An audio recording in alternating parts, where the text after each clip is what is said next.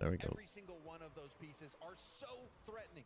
I mean, the question has never been, are the individual members of KC at their peak good enough to win a world championship? The obvious answer is yes. The thing that made them the clear favorites at the beginning of the year. You made it up to make him look better. Yeah, clearly demonstrated they didn't. Are you guys lying to Lex? So there's a lot of Are you lying to my guy? What the hell? People who aren't members of the Blue Wall. But still, we are talking about Falcons and G2, top 2 teams here at this, and now it's K-Corp as the 3 seed. Like right there with them. Oh, there's a lot of channel points. The Falcons as well. So 53,000. God damn. Is it Whammer and Stan, right? We don't get to see it, unfortunately. It's so close. Fans play even from last, but you see what it means to these players, where they won those first 3 qualifiers for Major 1, and then they just didn't perform as well 160k. at the Copenhagen Major. That's a lot of channel points. Atto was the big signing in the offseason. Bring him into an established Rise of Materia duo. He then couldn't get it done with that team. Yep. This is now finally, again, Furia need to step it up, though. Like for him to have a chance to actually cement and say, yes, I was to take down BDS. Belgian has got pressure on him. He was. They could always hope BDS play really bad, but they definitely need to play better. Thanks, guys. Yes, unless that happens. Will be stoked with that win, but the question that everyone should be asking is, do we have teams that are good enough to topple G2 and Falcons? Yes, can we get teams that are better than these top 2? Are they going to be able to win it? That's what K-Corp are looking for, and I think there's still a couple of things that K-Corp can work on. We're going to roll this first clip here, and as we see, it's a counter-attack goal conceded by the Blue Wall. And what happens, it's an overcommit in the offense. You can see Atto throwing himself in third man. Furia straight down the other end. It's honestly really bad by Atto. Tournament rust. I think there's still a couple of things they can work on here. As we look at the overhead shot, you can see right now with Vatira and Rise. This is first and second man. These guys are so close. What does that mean? Atto, he's on an island. He wants to go in because he doesn't want to be left last man. That means he's got all this space that he has to control by himself. So as we roll the clip, you can see the Vatira commits. Atto throws himself as well. They've all gone. No one back in time. Rise and Vatira both rotating back simultaneously leads to an open net. And it actually happens in the exact, I think the problem, for me, the problem is that Atto, when he commits for that shot, he needs to understand, like, like this is why I said it's bad from Atto. Is like he has all the vision, right? So he can see Rise and Vatira in front of him. He knows where they're at. Like, he has all the info. So when he commits for the, like, slot, like, banger, he has to understand if he misses that, they are probably getting scored on. That's why I'm saying it's bad. If you're gonna commit for this shot, you have to be 100% certain you score. If you don't score here, it's really, really bad. He would have been a lot better off, like just chipping it high above their backboard or putting it into the corner here or here. Than doing what he did, right? Of course, he trusts himself to score it, but you know what I'm saying? Like, it's really bad when you miss that shot because he knew his teammates were there, right? You could argue Rise Vatira made a misplay, but I don't think so, actually. I think this is fine. They went for the pass, they tried to make this work. It's not a big deal. Like, you gotta take some risk to create some offense as well, right? No one back in time. Rise and Vatira both rotating back simultaneously. And then, obviously, could have done better here, but I think this was almost very undefendable. They played it really well, Furia. Yan, you can't see it that well here, but Yan, like, fakes this.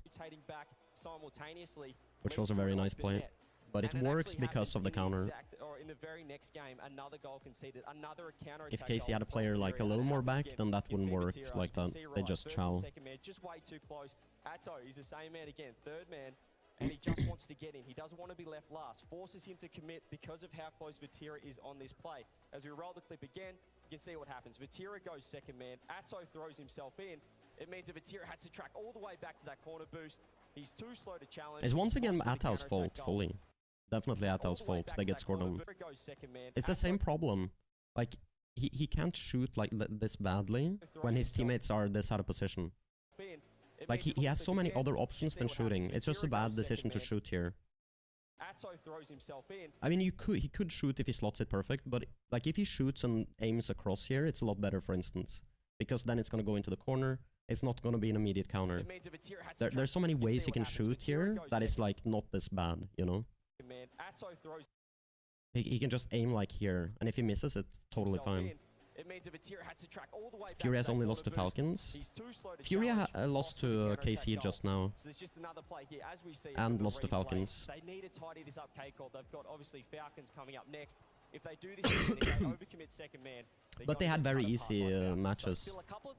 Like, they beat SSG, which they should beat SSG. They beat OG, which they should beat OG, and OG's played really badly. And then the only tough match they won was against KC, which was a fairly close series, you know. This is the problem. This is also part of why I don't believe in Fury. It's because it's not been that impressive. If you compare it to BDS's run, like like this is so much more impressive. I think Oxygen is better than both SSG and OG by far in this event. That's how I feel. I don't know how you guys feel. Gen G, I would normally argue are better than these teams, but they've had a really bad event, so who knows. And Gentlemates is a really good win. And also BDS played Falcons very closely. To be fair, Furia also played Falcons quite close. I'd say similarly close. But yeah, overall I think BDS has had like the stronger performance for me. Even though Furia got the higher seed, I think that is because these matches are easier. That's how I feel. But, you know. In the best two teams. I don't think KC's the best, one of the two best teams personally, but they arguably are. But it's hard to make that argument right now. They could be by the end of the tourney, obviously. They have the, like they have what it takes. You know what I mean, but.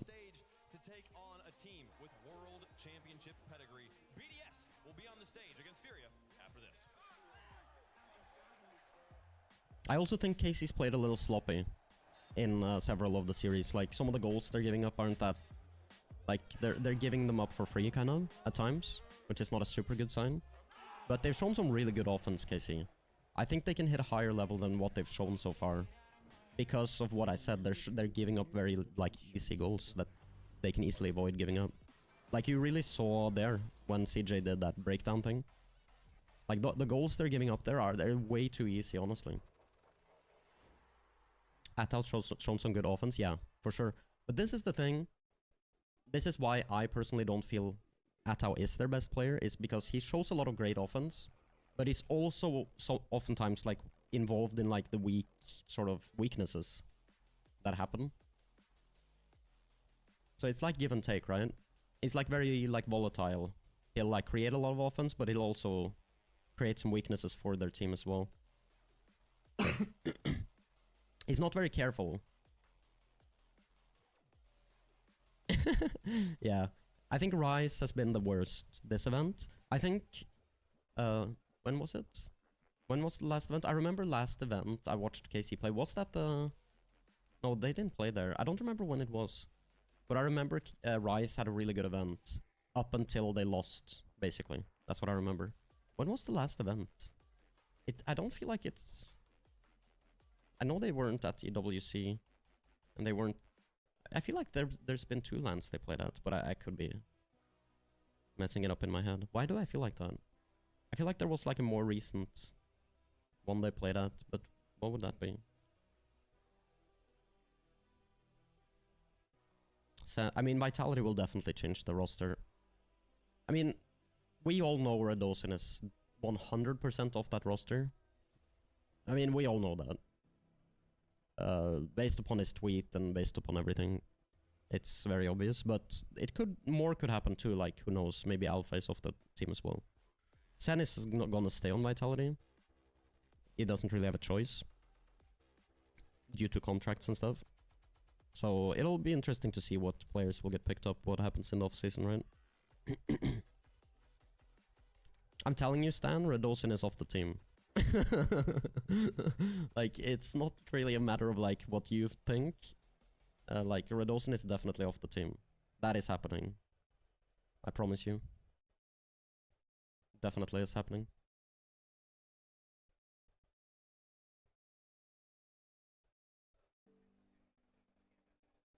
You have the first touch. Who do you guys think wins this? First touch versus Chalkcast? You can't see it here, but here it is. Who do you think takes that?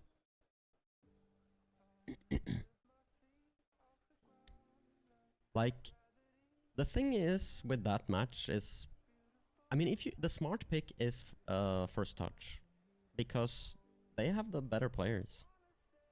Like in terms of rank, they have the higher ranked players. I do think Chalkedcast has the best player.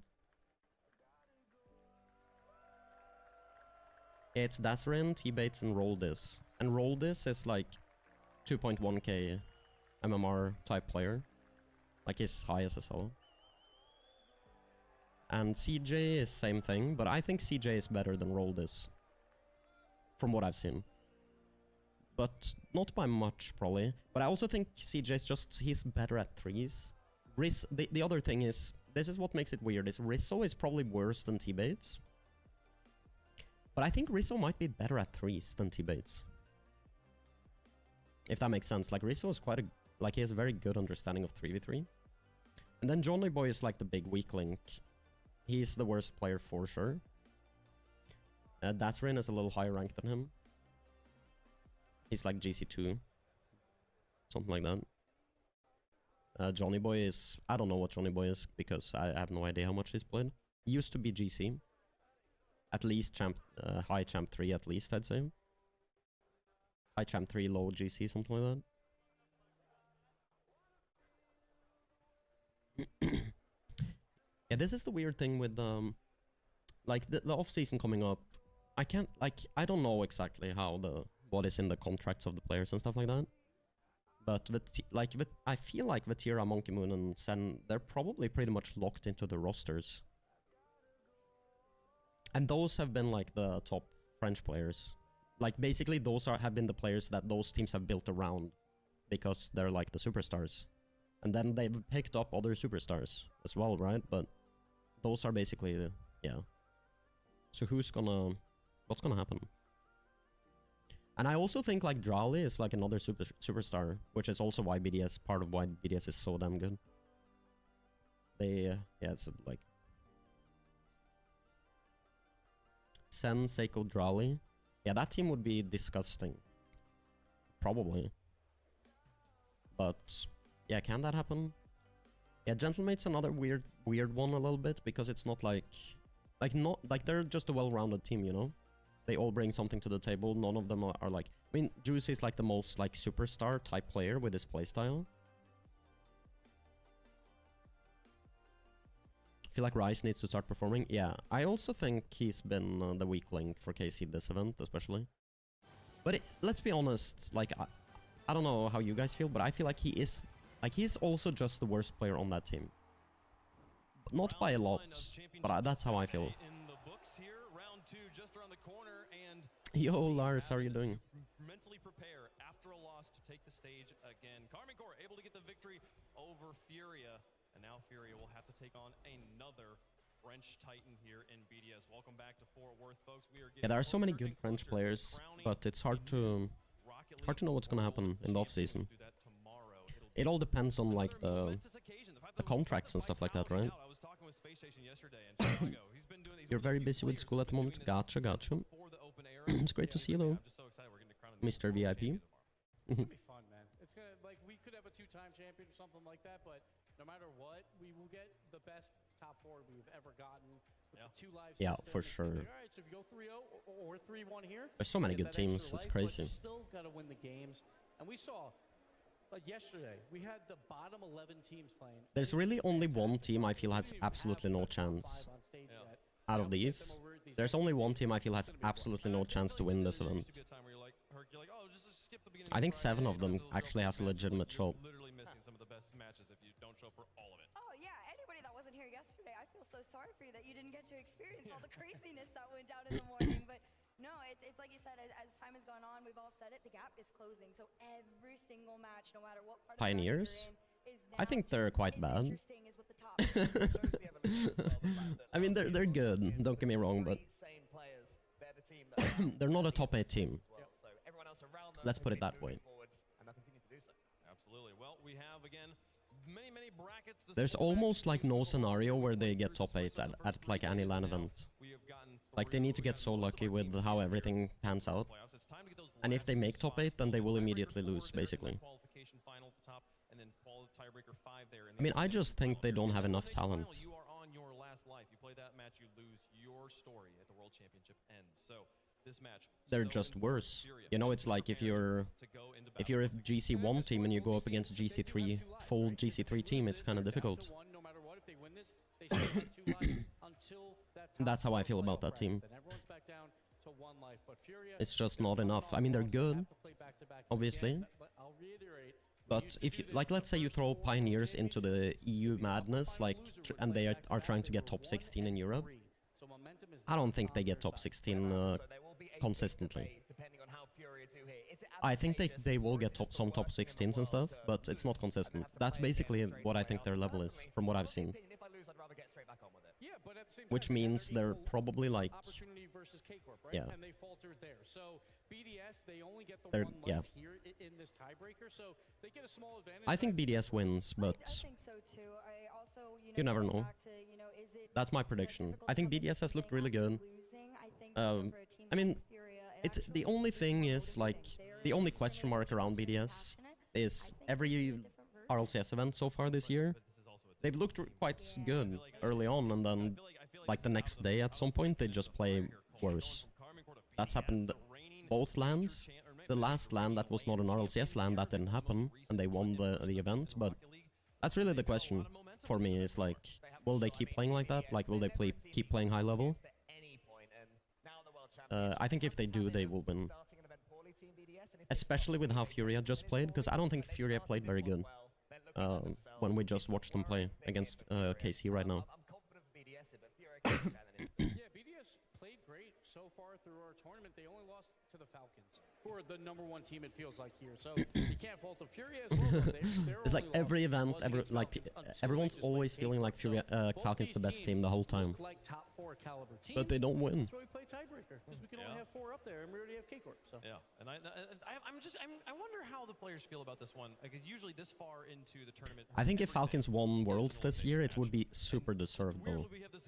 They've had a super good year, and it would be kind of like almost like tough if they, like, they definitely deserve to win one of the lands this year, you know?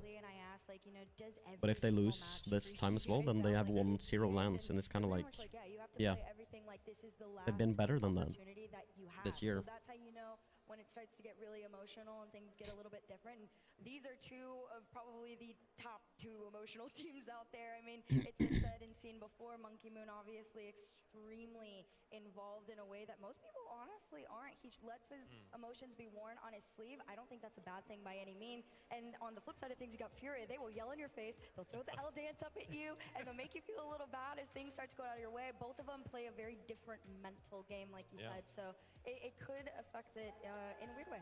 I mean, Rocket League is becoming a game that is played at the mental level more than the mechanical level at this point. Yeah. Like, there's so many players at this level can do anything they want on the pitch. It's just a matter of, can they do it on the stage when the pressure is on the line? Do they know how to not control their emotions? Because I think most of the times when they're trying to control their emotions that are controlling you. Rocket League is definitely a very mental game in the sense. To win a full tourney, you have to not let anything get to you throughout the whole tourney, kind of thing, and be able to bounce back. We'll talk about it later with my emotions or something like that. You know, some people need to yell.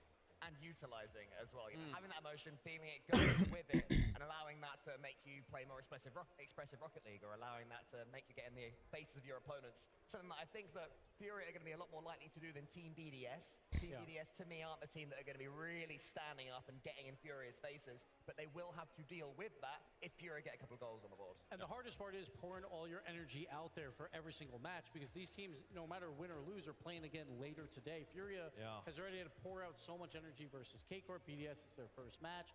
Will that matter? It's more about managing that energy as well. Yeah, and it's a good point. You know, like, while this match is not an elimination match, if you lose this match, the next match you're playing later today is an elimination match. So it's like, super important for them. And we are it's so hard to say if, like, you'd think it's a bad thing for Furia, like I would at least, like that loss.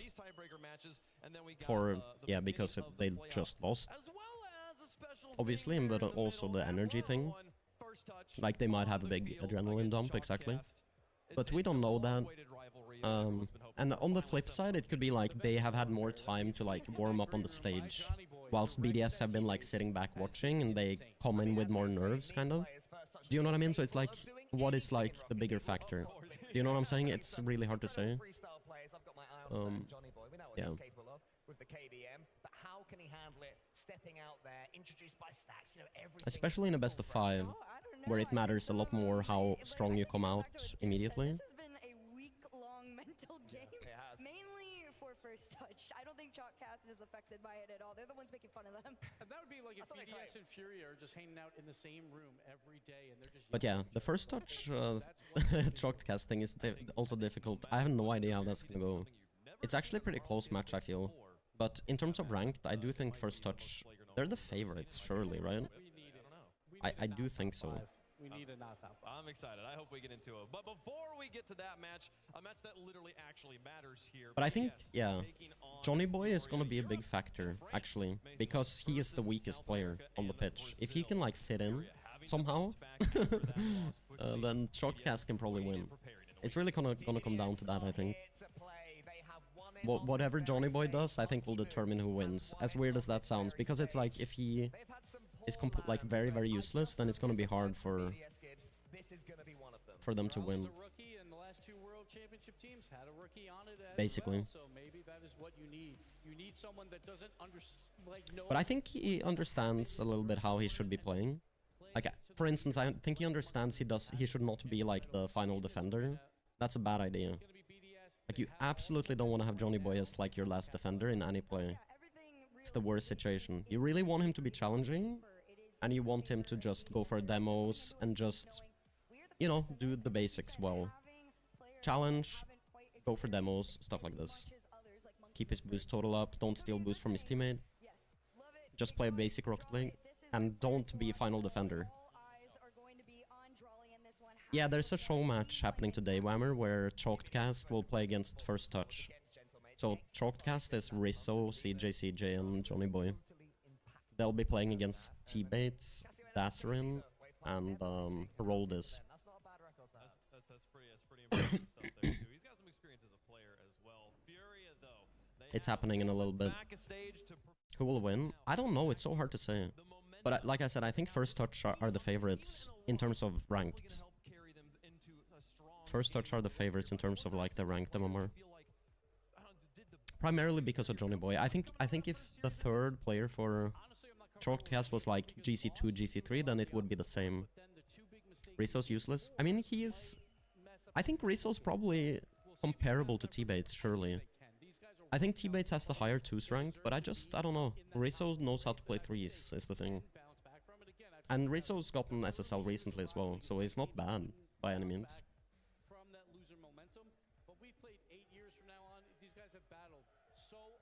He's better in 3s than he is at 2s. No doubt.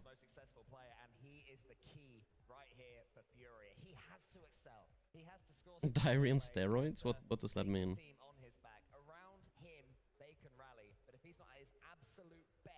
When did Rizzo stop playing at pro level?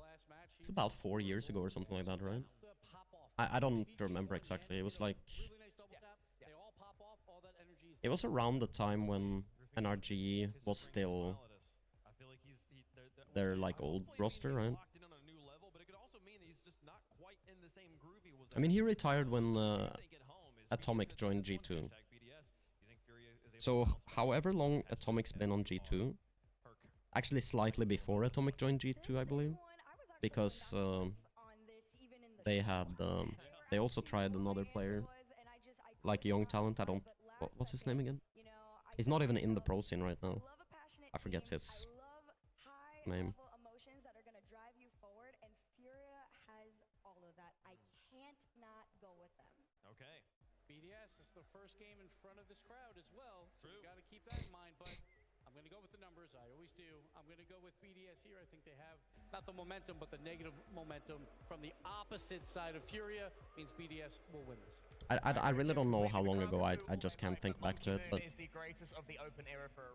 if you check when Atomic joined G2, then it's about there. That's like roughly when he stopped. think BDS has got this one as well. Furia going to be playing an uphill battle. If Carmine Core was too much of a And wall, G2 was a BDS top NA is a team at the time stronger one when here, Rizzo but Furia, retired. they've made of champions. G2 was a top The funny NA is team.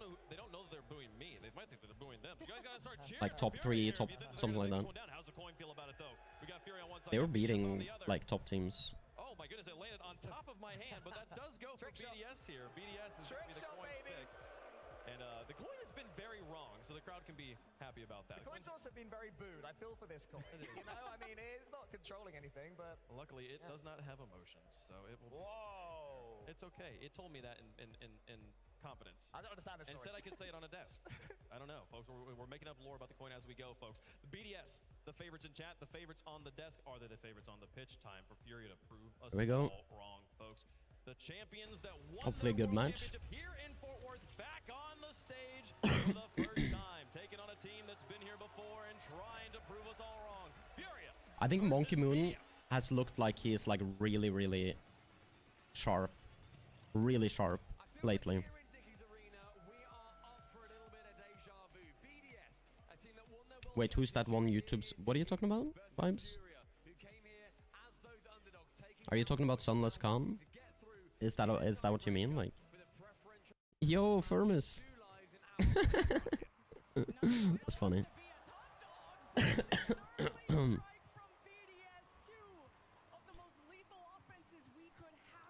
It's just going around in Twitch chats talking about Sunless farming.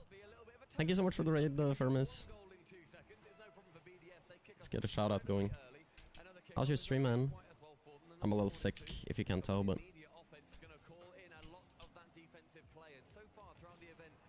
there we go. Go follow Firmus. How's RLCS going? It's great. It's great. Lots of good matches. I think so far the best series was Oxygen KC. That's was it no, Oxygen Vitality. I mean, that was a wild series.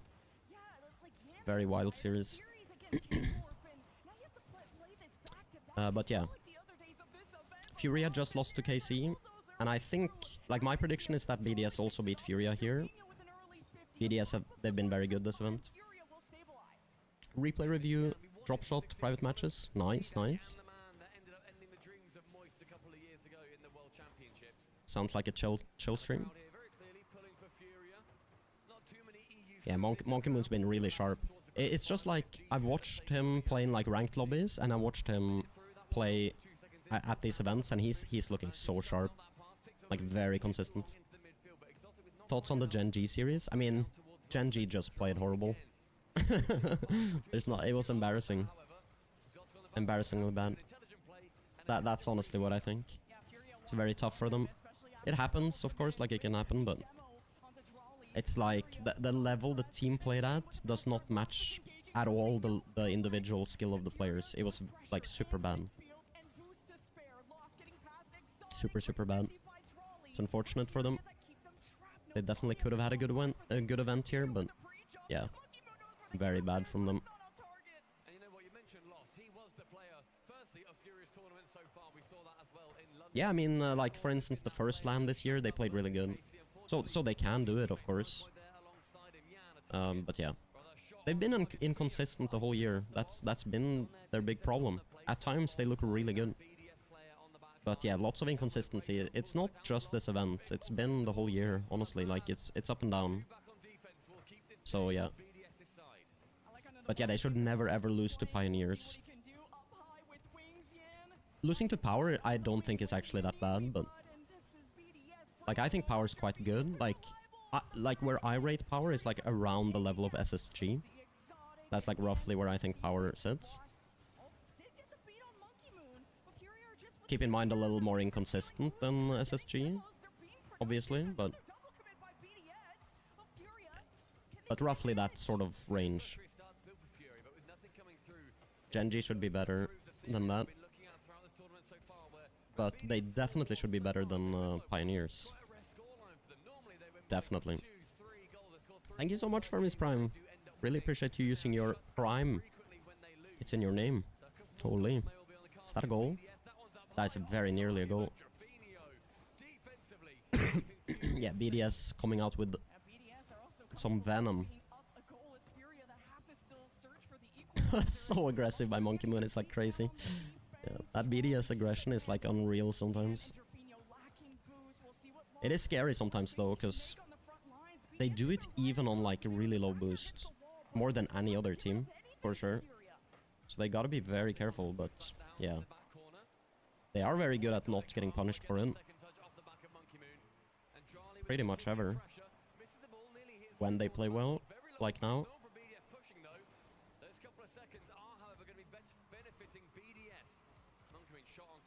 Yeah, BDS really a team that just prefers to never defend. They do the defending in the midfield. They do not really defend in front of their net. This is best of 5, yeah. Indeed. This could have easily been more goals to BDS. But it's still 1-0, which means Furia has a chance. If they can get a goal. Oh, good save from Drafinio. But yeah, BDS are so close on many of these. Could have easily been extending the lead. Oh, they have one player back, but this is sketchy. And Monkey Moon's covered well, but that's a goal. So this is what I said. It's like they pressure like this all this time, but they didn't get as many goals as maybe they should. And then all it takes is one small mistake, and they get basically countered on. This is like for placement for seeding. The loser of this plays against SSG. The winner plays against G2 in the upper bracket. So winner of this will play against G2. I would honestly love to... I kind of like thinking about that. I would love for BDS to win. I really want to see BDS versus G2. Really, really want to see that match. Ran back. I think last time they played G2 won. BDS has also beaten G2 though. At least in Swiss I remember BDS beating G2. Monkey Moon's last here, getting bumped. Let's play that very well. Keeping momentum at the right time, dodging the bump. He's around. Jolly, not with the most boost here. Jolly's gonna be out of the play for a bit there. Oh, awkward. Monkey Moon cuts on the play. That's not the... where he wanted the ball to go though. Nice fake from Exotic. Scary touch. This is scary for BDS. They need to be more careful here in defense. They should slow it down a little bit in defense here. They're kind of hitting the ball away right now, which has been working in offense, but they need to be careful here in defense. They're going too fast.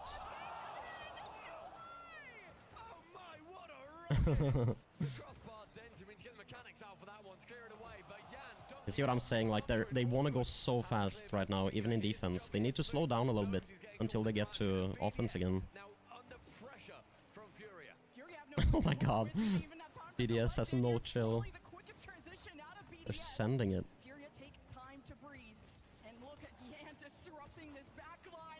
Oh my god, Jolly's just taking that away from Monkey Moon. Exotic no boost. Monkey Moon should have that though. Jolly might actually score here. Tries to pass to Monkey Moon. That's a great shot. It's not on target though.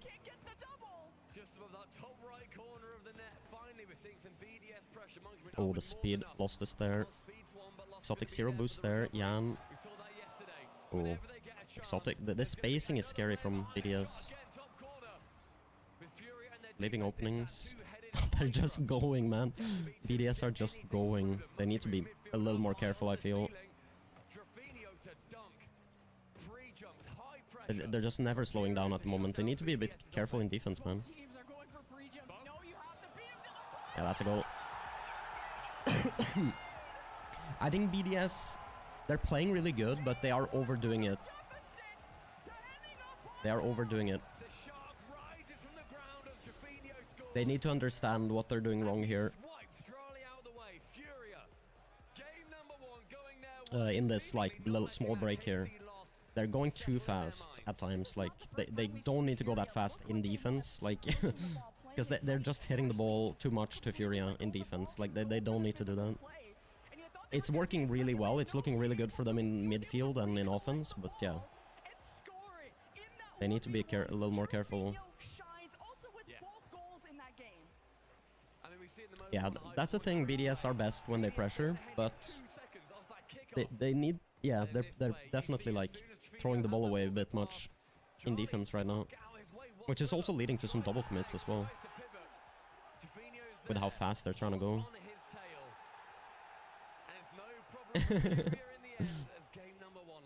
Okay, I'm gonna grab some water real quick. 1 second. 10 seconds, literally. To make sure they go ahead in the series, or in the game rather, they couldn't secure it in the first. BDS were really good at shutting down the midfield initially. You couldn't get any kind of aerials, you couldn't dribble across the field whatsoever if you were Furia, and that's the bread and butter of their offense. But something happened at the second half of that game one where a lot more time was afforded to Furia, and maybe it was a mix of what was happening off the ball, and that gave time for Furia to make that happen in a 1v1 situation. We go to game 2 with Furia up. Here we go. Number 2, an opportunity for BDS to try and get this equalizer. Bear in mind, More BDS pressure. Whoever loses this, they just go down into the lower bracket. They'll face against Space Station Gaming. The winner has the pleasure of taking on G2. You might be thinking, well, you know, realistically, we'll go for SSG then. That's a great hit by Drali. Slams it. If you lose this series, those two are going to be so vital. Oh, this is awkward. Exotic low. It's going to be maybe symbolic of this series for BDS. So close yet so far. He has Monkey Moon to his right here. Oh, great speed from Lost. That's a bad touch. It's a long pass to loss, and BDS being more aware of this as we set the tone here in game 2 with Furia still having fire in their belly despite losing the K-Corp. They'll have to face another European great here against BDS, and so far so good. Yeah, it's a little different here in the first minute than the last game from BDS.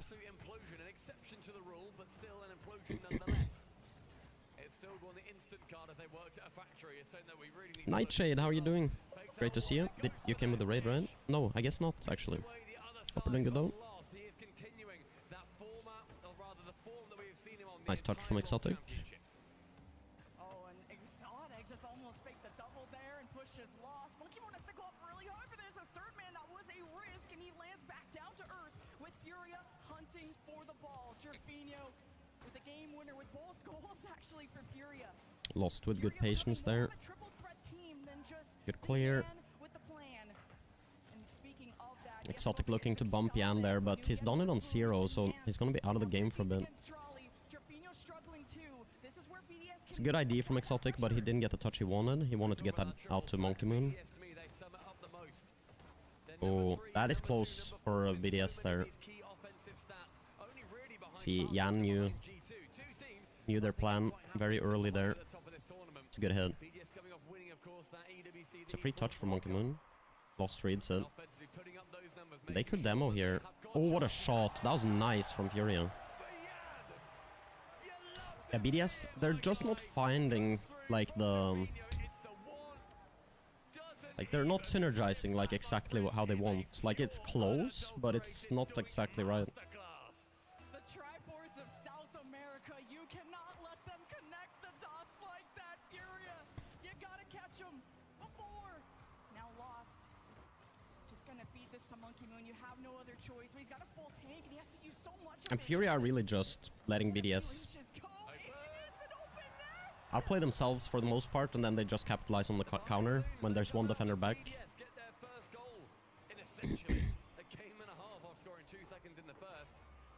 One guy back there for Furia and he gets dunked, and it leads to an open net there. I'll take that. Can't believe you're putting French flags in my stream.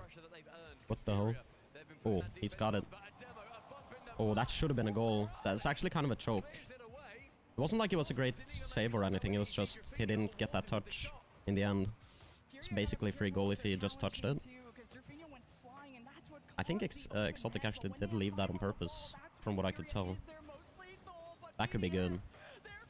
Exotic. Really shouldn't be getting dunked there. Gotta be careful. Exotic's missed the ball. I think Exotic's been rough this game. So he had a really good event earlier. Before today. But he's just, yeah, not getting the touches he wants. stuff like this. The third man was not quite able to find his way in. Oh, Drali as well. Falls to Monkey Moon in the midfield. Again, Drali Doesn't get punished too badly for that one though. hand side isn't able to. The blocks coming from Furia. And I like that from Exotic. It's going to shut down BDS in their tracks. Waited a bit there. Smart. Still just can't even get a good enough clear, and BDS just keep swarming them. The ball floats back down. It's very important for BDS that they get this game win. It's a nice attempt from Furia. Trying to figure out what was weird. No, 50's down. BDS have real estate to work with. But man, Furia have the mid. Yeah, they're definitely looking for it and they have good pressure. But yeah, it's like the timing. The timing of things not exactly lining up. And then they're leaving counters open because of it, etc. It's just, yeah. And it's gonna lead to them second guessing themselves as well. When it does go like that. It's very tough for Exotic there. Monkey Moon really had to... He had to force it off to the side more. That 50 was not ideal.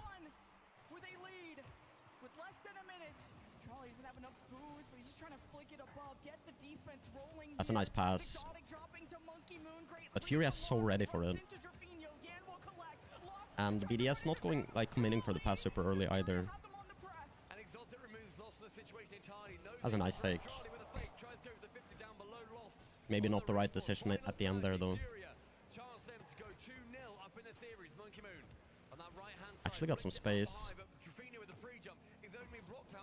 Yeah. And now BDS, they have to just go, and they know that. Monkey Moon misses, though. They know there's no time left in this game. You can see they're just going, even though they know they're beat to these balls. That's a goal. Oh, Monkey Moon's ran out of boost. If he had slightly more boosts, he scores there. And he maybe might have been able to do it even with the boost he had. It's hard to see, since we weren't on his POV. Oh, get close.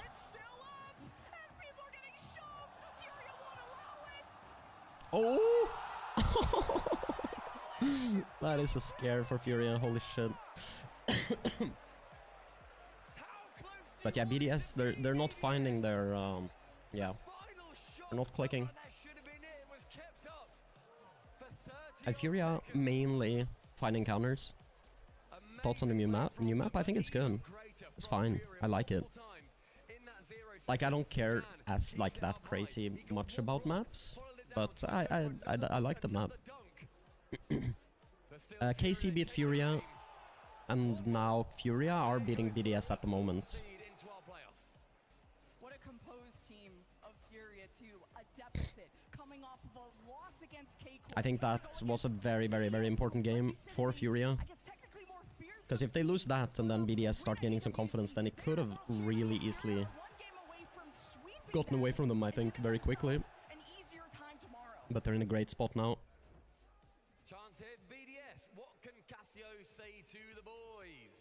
You play worse on that map?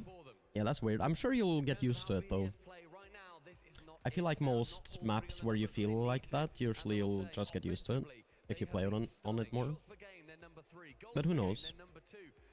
I haven't felt it on the new map, personally. But I have felt that on certain maps before, in the past.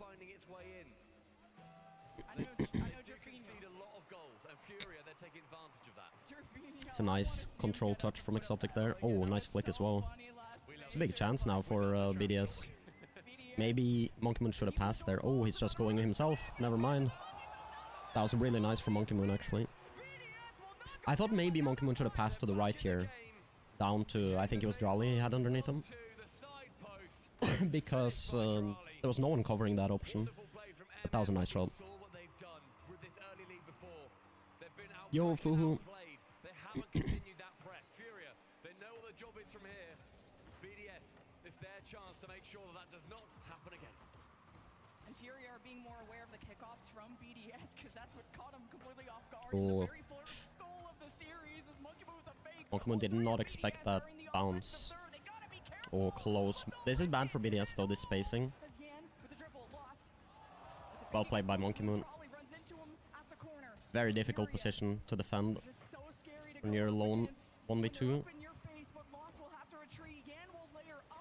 Oh, He got the boost stolen with the sap dash there. That could be a really bad touch from Yan, but Monkey Moon's actually trolled there. Should have had a big clear. It's fine though. Jolly's messed up mechanically. Just a little bit of quality lacking on those final touches and lost. He's truly been that man for Furia in this series and the entire tournament so far, but a block comes through high. Lost into the corner, continues on that press. Monkey Moon backwards. That's a nice 50 there, Monkey Moon. That's actually very good. Identifies his positioning. What can Jolly do? Getting pre-jumped. Nice 50. Scary for loss there if you didn't get a piece of that ball. Huge demo. And Exotic in particular, he's taking that mentality, wanting to remove Furia from the pitch. Yeah, BDS are relying on really good mechanics, whilst Furia... Oh, nice touch from Jolly. That's a goal. Oh, nice save. Feeling like game 1 at the moment. Like, BDS are pushing them back, peppering the net, but Furia still holding 1 goal lead here. And, yeah. It's this thing with how BDS is playing, they're gonna leave some openings, and if they can't extend the lead, then I feel like they're gonna get scored on eventually. No, BDS are not out if they lose. They will play against Space Station in top 8. Same with Furia, right? If Furia lose, they will play against Space Station as well. Essentially, the loser of this plays the worst team in Swiss. Like, the team with the worst performance in Swiss, which is Space Station.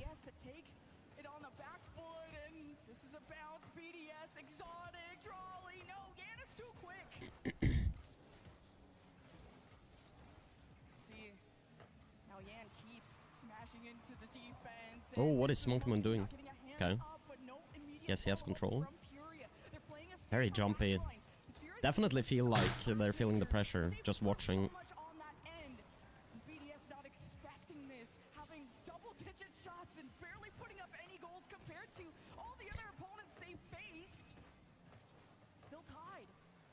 It's a great pack pass. Looking for Jolly. Does get intercepted very handily by Yan with 30 boost. It's an opportunity for him to keep pushing down, but again, just shies away from the ball. Yeah, that bump from Yan is never really gonna lead to much because it's happening in the corner. Yeah, BDS are just off, aren't they? Like, it's like you can feel how imposing their like playstyle are at times, but they're confused at times. Like, yeah, it's just like, yeah, making missed touches and they're getting confused, and yeah. It's the individual mistakes that lead to them being confused. It's like the individual mistake lead to the rotation being bad, essentially. Like, it's weird. Furia are just so fast, it's hard to keep up with it, even off kickoff. BDS back, and Jolly demoed very BDS gonna have to score now. Monkey Moon has this back. Look at Trevino swinging for the fences, lost overextended, and now everyone's running into each other. Monkey Moon gets back in time. These opportunities for Furia, they are mounting, and BDS again, they had that early lead. They may well let this one slip, but they still have chances. Trevino with low boost goes to get Monkey Moon out of the way, remove him from the path of resistance. Smart chow from Yan, honestly. Could have been trouble. Oh, big demo maybe? His pass past him, but there's no bump to be had.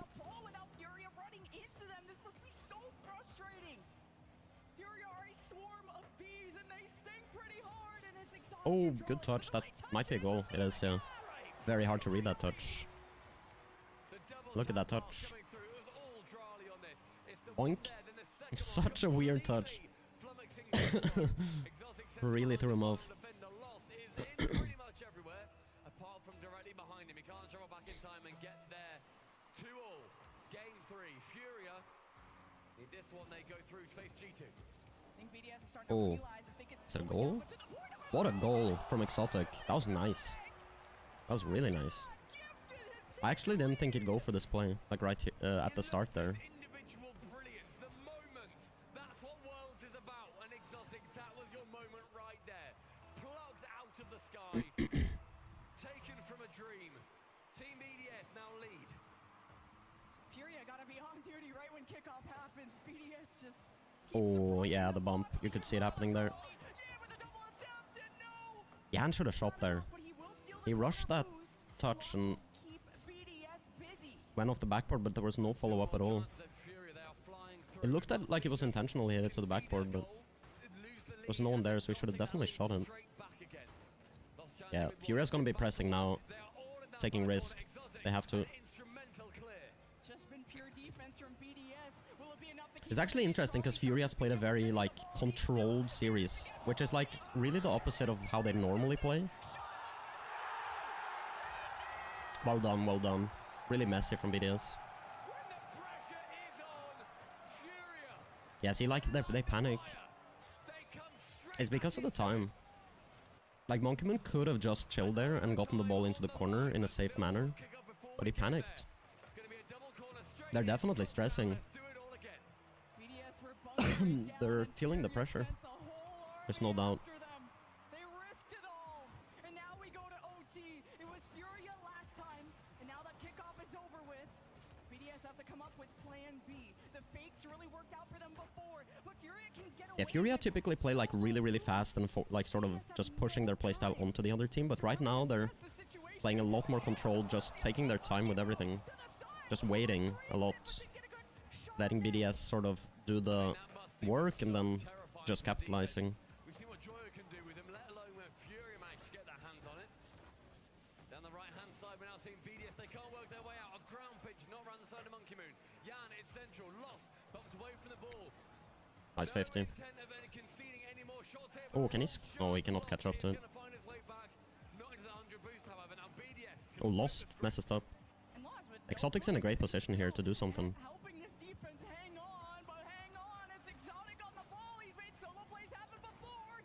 That's a free shot. Yeah, that's a nice shot too. That was well played by BDS at the end there. I definitely think BDS can come back, but they need to like somehow get over the panic. But it was sketchy. It was wobbly at the end. Yeah, it's like the BDS. Like this is like sort of how I feel about BDS. It's like they want to play this hyper speedy playstyle always, which I am a big fan of. But when you play that style and you start making some individual mistakes, because of how like the speed you're playing at, it's gonna catch you off guard a lot when you can't read your teammates and stuff. It's a lot hard. Like if you play like really spaced out Rocket League. Like, for instance, G2 played really spaced out, or Gentlemates, they play really spaced out. Teams like this. It's a lot easier to react to stuff, like small mistakes and stuff like this happening if you play really spread out. But BDS, they play really tight, really aggressive. Anytime, like, mistouch happens or something, it's gonna really, like, mess with them a lot more than other teams. That's, like, kind of the big, sort of, weakness of the style, in my opinion. BDS's style. But it's also, when they like really click, it's really hard to stop them. Is the thing. But yeah. That's also why I think a lot of the time, like BDS, they either like kind of steamroll teams, or they just fully kind of crumble. Yeah, and they just let in a lot of like super free goals. It's like one or the other, you know? Typically. I'm not saying it's always like that, but it's just the style leads to that happening a lot. In my opinion.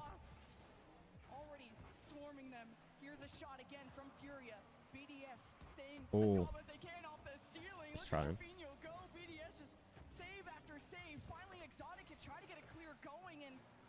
Boss disrupting Exotic there. Oh, that is unfortunate for Furia. Bad shot from Drali a little bit though. Not the best placement. That's almost very unfortunate for Furia there. Oh, doesn't quite get the read. I think if BDS takes this to game top 5, they will probably win though. Like if they can take it there.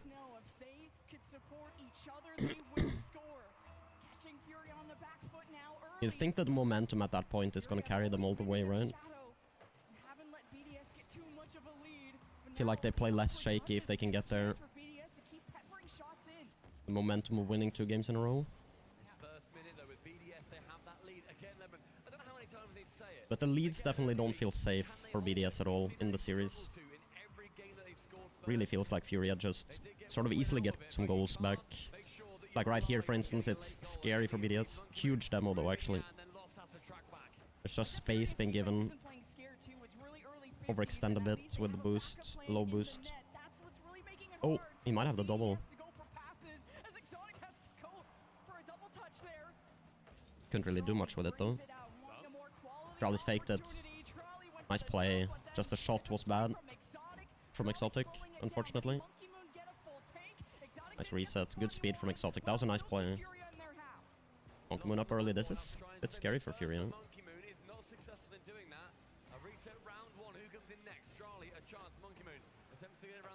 Good touch from Exotic. Monkey Moon almost bumps the last man.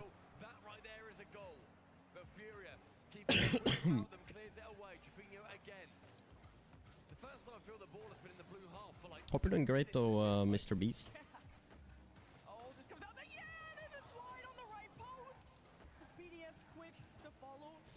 Implement a way to stream a replay so we can connect. Yeah, I mean, that would be a cool feature, but...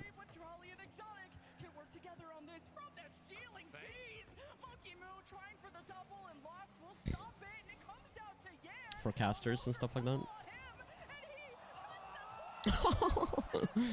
That's one of those times where it's not really bad that they're double committing, triple committing even. It's like there's nothing bad about it really, because if it goes in, it's not like you wish you double committed, you know what I mean?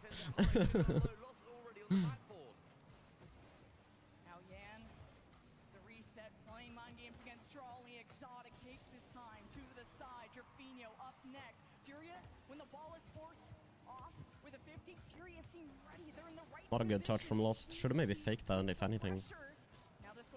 Exotic's first to that. Oh, goes straight down to Lost. Little unfortunate for BDS there. Lands on top of Lost's head. Monkey Moon expected the touch there. Should have a pass here, Monkey Moon, to someone. Has to avoid getting dunked though.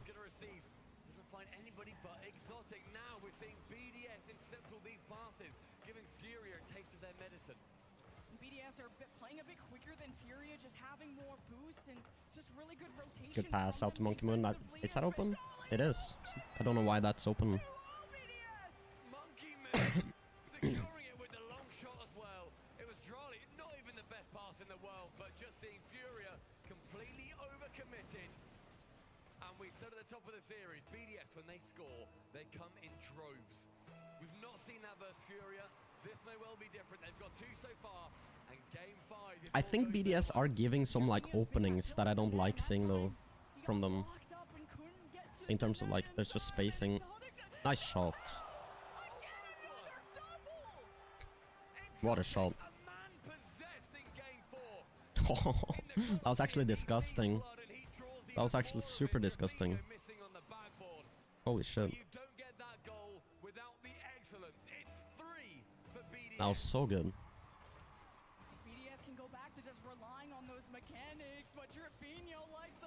Oh. Yeah, they're shooting, just plaguing Fury a little bit there. They should have probably had a goal, let's be honest.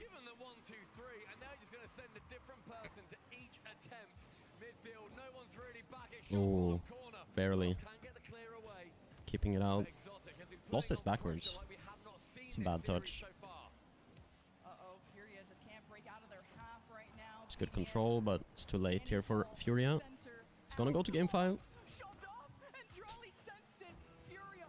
It's looking like a reverse sweep.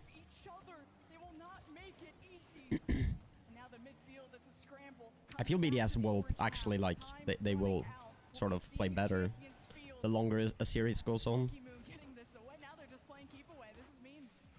This is mean, but it's business, baby. 10 seconds left. Any goal's going to be in pure garbage time. BDS managed to... Yeah, that goal was disgusting. Yeah, KC beat Furia, yeah. Furia played quite poorly, in my opinion, as well in that series.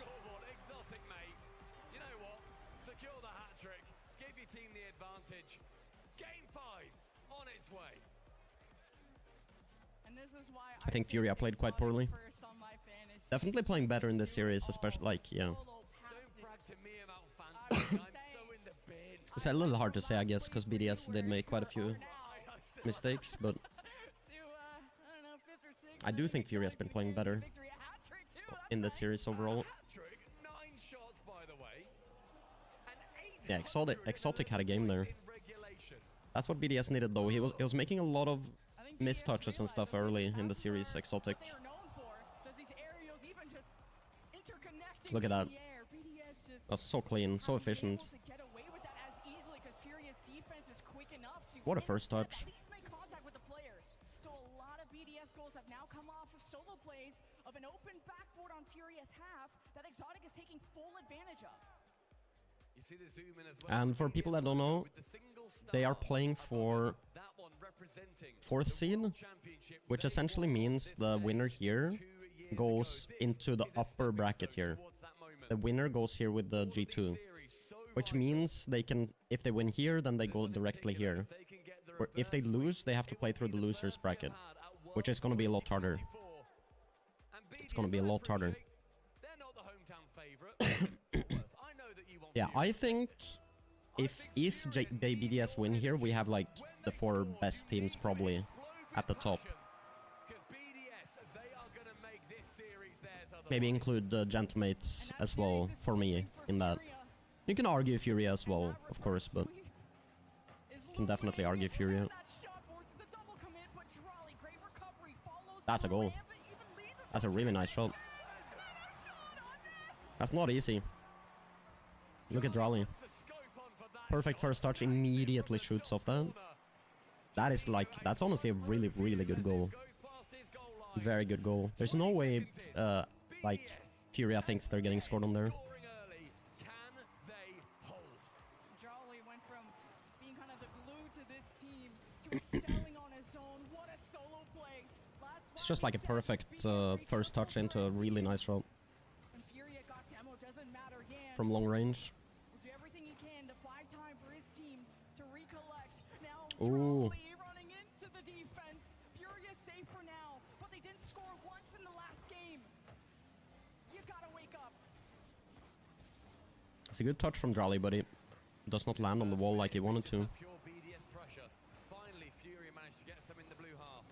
You can see BDS are a lot more like smart with how they're approaching some of these plays. Like instead of just smashing the ball, they're making sure to like play a 15 defense there, for instance. It's making all the difference right now at the end of the series. You're getting a little scared Because of what the was happening in game 1 and 2 especially is like BDS would just be here in defense, just smack the ball immediately. And Furia just sat deep and waited for them, and then they got the ball for free. And it's Fury on their half. Exotic slapping it In down, defense. getting Furia Not happening anymore. once again down the field, and they run head first into BDS. As lost with the flick, but right, an easy shot right into the net for Exotic to save. And Furia, they're best when they can find the rebounds, when they can get BDS jumping, and they can eventually find the gap. That's when Nice Furia bump. can shine. And there's not as many demos from Furia's side Oh. to even make it easier. Can't quite. Monkey Moon's kind of last here. Nice cut from Exotic, but Monkey Moon's getting bumped. Does well. Oh, bad touch.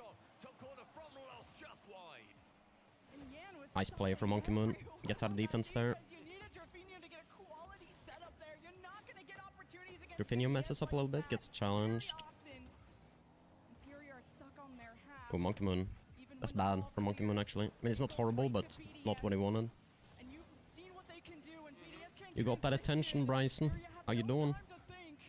And they're getting these, Fury are getting these small touches, but now they're colliding into each other. It's rough. Becomes a lot more Hmm. awkward when you concede so early on. But 2 minutes 20, BDS Oh, on the cusp goes of a underneath. reverse sweep versus South America's Monkey Moon greatest alone, low force. boost. Exotic Top corner does help sidewalk him. goes up high. Yeah, the voice Oh, of nice the cover from Monkey Moon. Barely gets it. saving away. Furia getting pretty close here, though. And look what he can do with the backboard. Oh. Drafinho pinching it, not great. Almost a free shot. Smart from Jolly goes around. Drop down, and Monkey Moon has to retreat. Fury Bumps him. getting Who's close, first? BDS Jolly. try this again. Passes. To Exotic, the bounce Oh, nice defense. Holds on. Time and time again, we're seeing Furia force into these defensive plays. Typically incredible. There's something Monkey Moon loves to do, that type of aerial. It's like classic Monkey Moon. Just cutting off those plays super early in the midfield with those aerials. Something he's done ever since like the original BDS roster. Like a lot more than most players.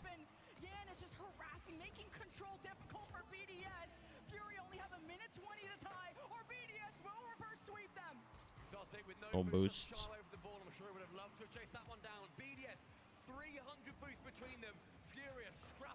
Oh, it's a bit of a free hit. Nice cover from Monkey Moon. When it's Sen playing.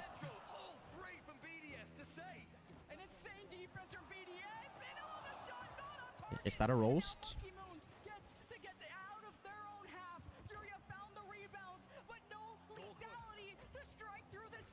Oh, Exotic almost whiffed. Oh, lost this up early. Ah, it's out of his reach though. What can Furia do? Trying to make it awkward. Jan, does he pass? Can't. Is Exotic first to that? He is not. This is good for BDS though, I think. Yeah, that's a goal. Oh, Jan gets it. Bit fortunate, Jan, to actually be in the correct position there. That could have been game. Now they have one more chance. Monkey Moon's covered very well there. Jolly gets it away from the striker. Nice chow from BDS. One last pass, Monkey Moon's floating. Doesn't have any boost, but he's blocking. That should be game. Exotic's full and he's floating. This should really be game. And it will be. Genuine question? Okay. I thought you were roasting. Yeah, they got knocked out of the tournament yesterday. Vitality got knocked out. Yeah, BDS fight back. I mean, that's a good sign from BDS. They played bad. And they figured it out. And came back. You could tell, like, they started playing differently. They weren't rushing as much in defense. They were controlling 50s better. Less panic. Shows championship caliber. Being able to do that. That's the thing, right? Like, can you guys imagine, like, if BDS went up 2 games in this series? Can you imagine Furia coming back 3? Because I couldn't. I just don't think that would ever happen. Like, if BDS had momentum like that in 2 games in a row, I just don't see it. Like, I don't see Furia winning 3 back-to-back afterwards. But BDS can. It's a really good sign for them in this tournament that they can do that. And they will get 4th seed. That's gonna be super hype. Now we get G2 versus BDS. And I wonder, are those best of 7s? Can we see that? Are these best of 7s? It's so damn late though. It's so late. It's painfully late. Like, ends after like 2 o'clock. I'm not watching that. Like, I'm sleeping. I'm sorry. It's too late. I will try to stay up for the grand final if it's late though. Yeah, it's not as late. I'll send a link, yeah. Well, I think we didn't have any momentum to start with. Okay. If we had any momentum, I think we would have just like... Sorry, let's go back. But yeah, we just started off really bad, which is why we lost the first 2 games.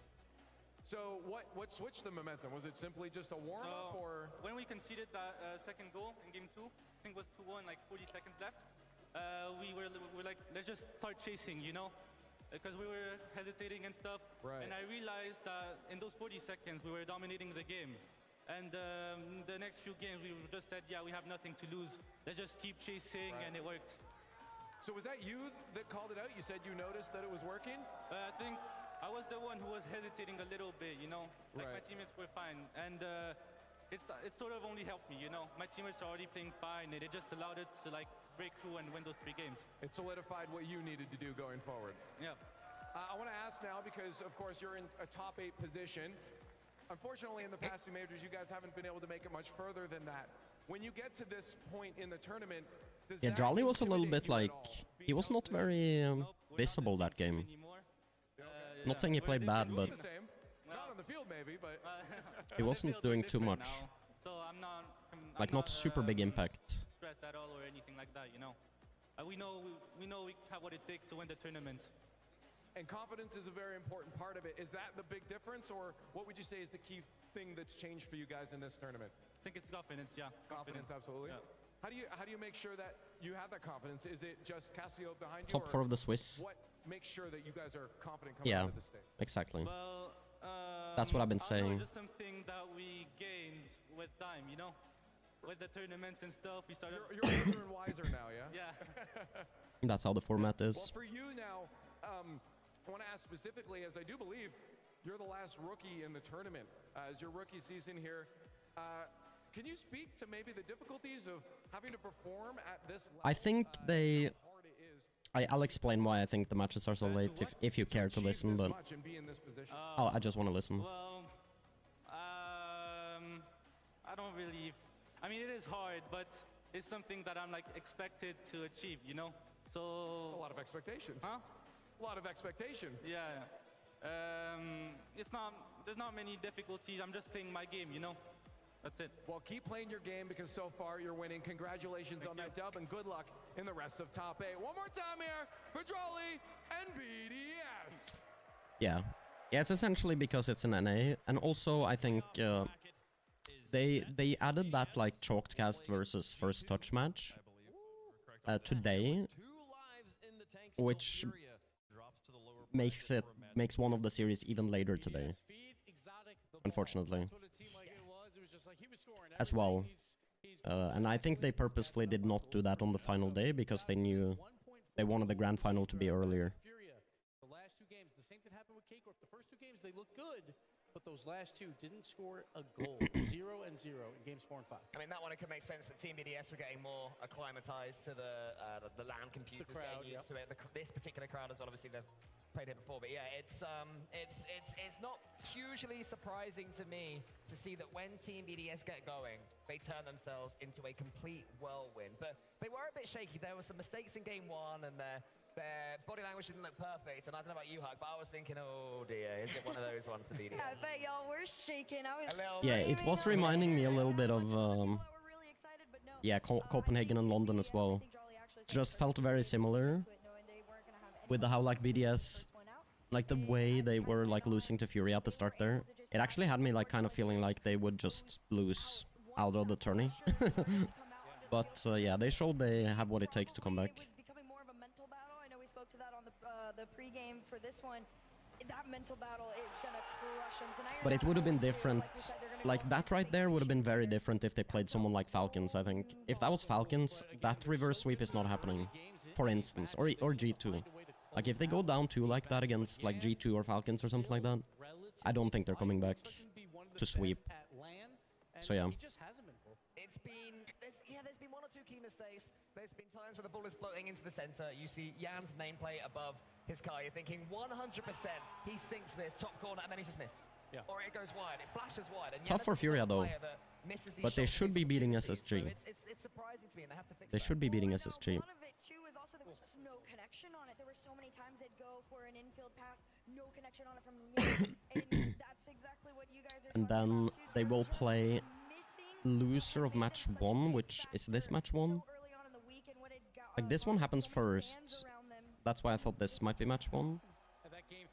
It doesn't really say anywhere what's match 1. I'm guessing it's this, since it happens first, right?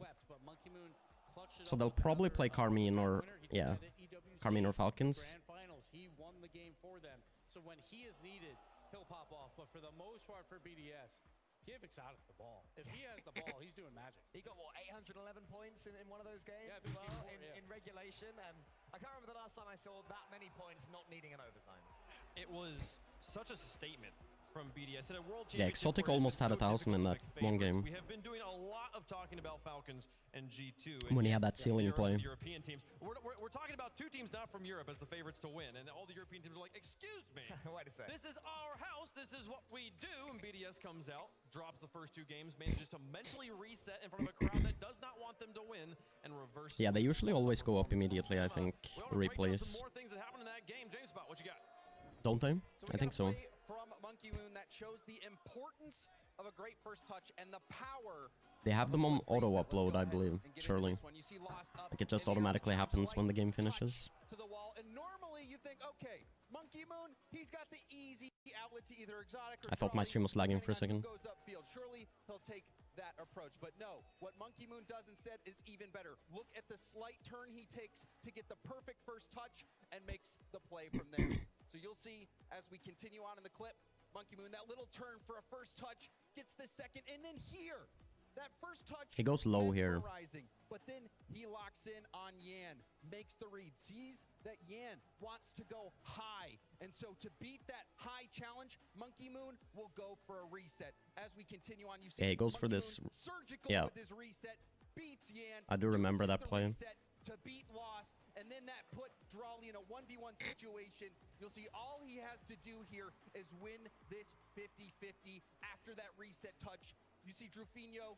Yeah, this is a tough, very tough alone. position for No Drufinho. one's there to help him, and then you'll see a perfect 50-50 He from basically, Drawley. if he's gonna take a City 50, he needs it to like wins that roll. 50. The ball Yeah, right in it's front of pretty net, poorly and played by Exotic Drufinho, to be fair. finishes He the was job. greedy. Phenomenal play He by was Monkey very Moon, greedy. reminding us how good those He was very greedy because, like, the main thing is he shouldn't get dunked, right? He could have forced this to go into the corner and then he might get some help. He wanted to like get out fully, which is greedy, so he wanted to clear. But it was a bit greedy. But it's tough, because he might get scored on even if he 50s it into the corner. He's in a lot of trouble. Monkey Moon showing us why he's one of the greats. Yeah, I'm not sure either. I just always assumed they'd auto-uploaded, but I'm not sure. Because it usually goes up like immediate, like any RLCS game. Oh, payout, yeah, right. Let me make... Should we make a prediction for Chalkcast? I guess why not, right? Himself in the play to turn it into like a mini 3-on-2. That's why we got Monkey Moon to Drawley to Exotic, while Lost had no boost. So Furia was down one man because of that touch by Monkey Moon. What I love about that play in general as well is that when we talk about the difference Yeah, I between saw that. playing He had online 0 in boost the on the highest ceiling. level and at a LAN, And then he if you have basically the decision to pre-flipped. keep the ball and not make the safe choice of He putting the pre-flipped pass it. in, Monkey Moon is so comfortable on this stage. He's happy to do that. It led to that goal and many more. He's got more experience on this stage than most Yeah. people left. I mean, in this Seed tournament. 3 and Seed 4 is like Tiebreakers pretty much equal are though. Concluded. Carmine Core is your third seed. BDS, your fourth seed, and Furia will be the I mean, I fifth think seed for our I would playoff prefer bracket, playing which against means G2, it not is now Falcons, playoff probably, time. It but is it's best of also 7 time. Yeah, it's pick your interesting with poison kind of Space Station. situation, They got right? the 8th seed, but honestly, I think you kind of want that based on these tiebreakers. You knew coming in that a team was going to lose 1 or 2 going into that match. Space Station versus Fury is going to be very interesting. We have 2 Europeans in the top 4. They are always there. They find a way, but also Oxygen versus the Mates. Oxygen already took out Vitality, so see if they can take out another European team. Oh man, yeah, Vitality. I know. Seeing them in that, it just hurts. Yeah, it was a crazy shot for sure. It's really nice. And what also feels wrong is we're going to put first touch and chalk on the stage. Yeah, what are we That doing? just seems very, very wrong. Vitality fans making fun of Furia? Of course, they have beef. You're so off. Vitality and Furia have beef, so that makes full sense, right? We're gonna get to enjoy it. I'm excited for it. We got 4 or 5 Like, they were trash-talking each other multiple times in series. Like the players on Vitality and Furia. We will have the first 4 matches of the playoffs. But before that, some fun, folks. We're gonna take a Furia's break. coach When we hit come the back, take the L dance on shenanigans on the stage. 6 of the Vitality, weirdest people I believe. I've ever had the privilege of calling friend. Or maybe he Check it just out did this. in I don't full. remember. It's gonna be great. Enjoy your food, Firmis. How's long's the wait here? 9 minutes. So cute. At Ally, we're helping millions save more for the things that matter Middle finger? most to them.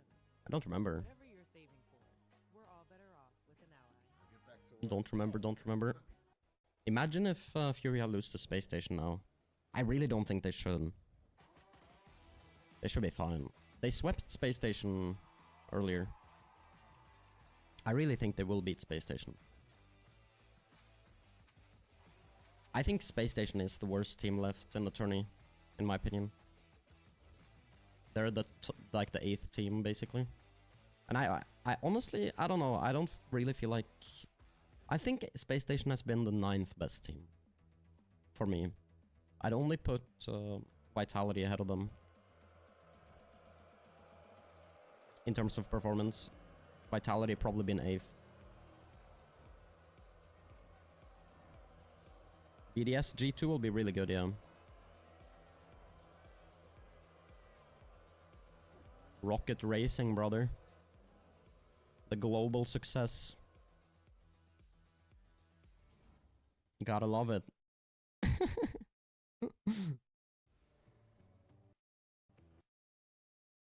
Why does it say NASCAR? Isn't this Rocket Racing? It is, but it doesn't say that anywhere. Is it some like collaboration? This is not sponsored, endorsed, or admitted by Epic. I'm not sure what it is. Confusing. I don't think Sen can leave Vitality. Because his contract locks him to the team. Like, there's no way Vitality wants to give up Sen because he is their best player. If Vitality wants to stay in Rocket League, they're not gonna give up Sen. Right? So, it's gonna be Sen staying on Vitality and they're gonna drop other players, basically. Like, that's almost certainly happening. Right? Unless Vitality are somehow willing to give up Sen. Like, for instance, Moist was able to... Like, they were willing to give up Joyo eventually, right? Basically to help out Joyo in the end. Because Moist also couldn't really find success, but... I think they will drop Redosin. Maybe Alpha as well.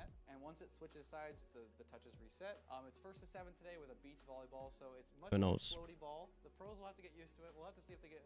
They might just throw the ball into the net. I remember the... I mean, they've given him... that. It does make sense to keep them. Easy as you think it would look. I think it's They've given them a full year and it's not worked this year, so... We'll have to see if they handle it. It's like I said, it's 1st to 7. We might I like these... They've done a super good job with these segments, by the way. And there's a lot of different ones in between.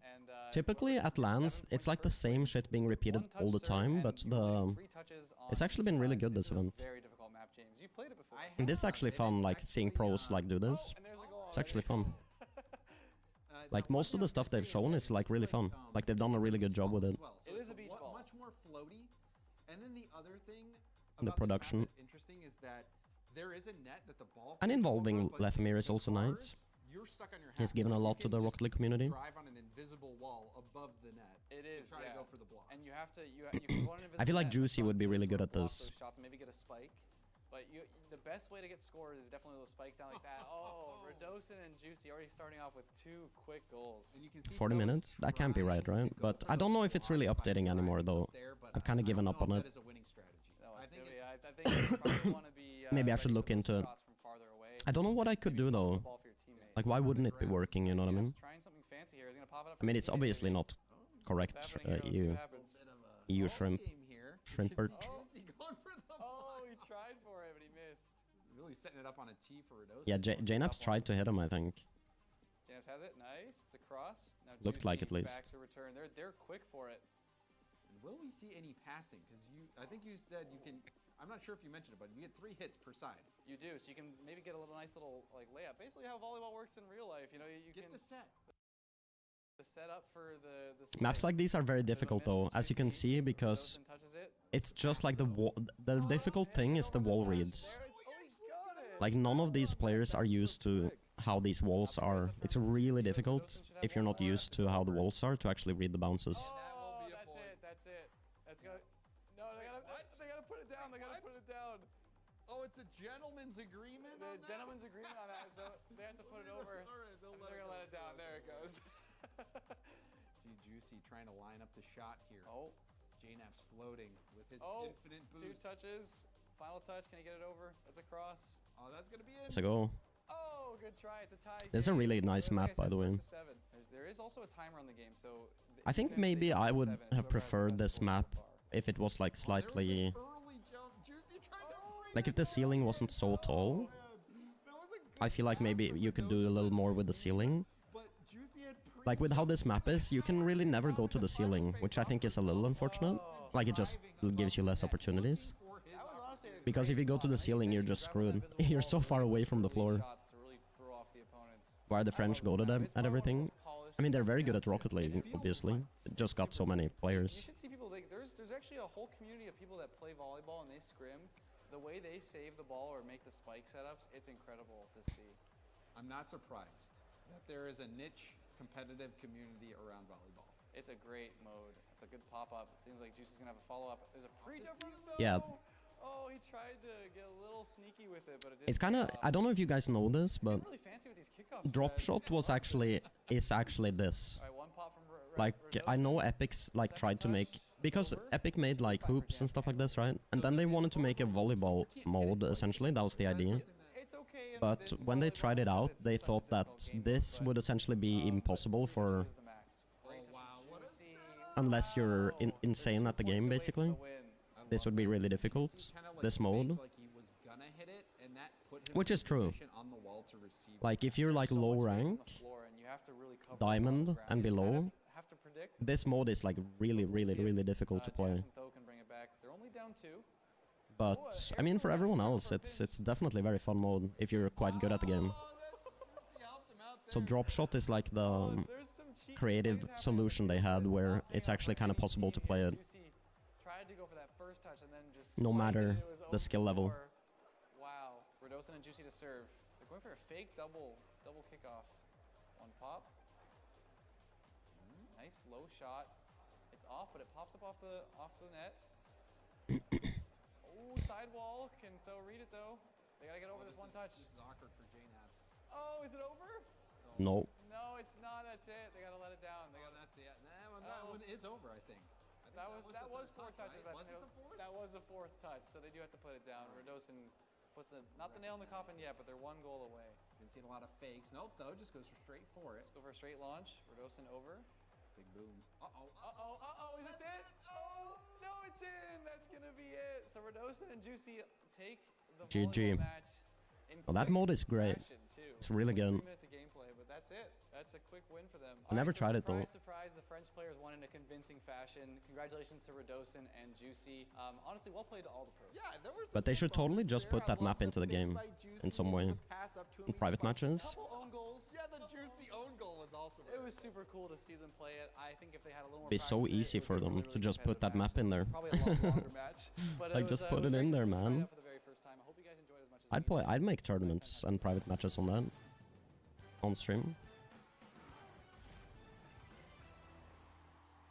I don't know. Shrimp.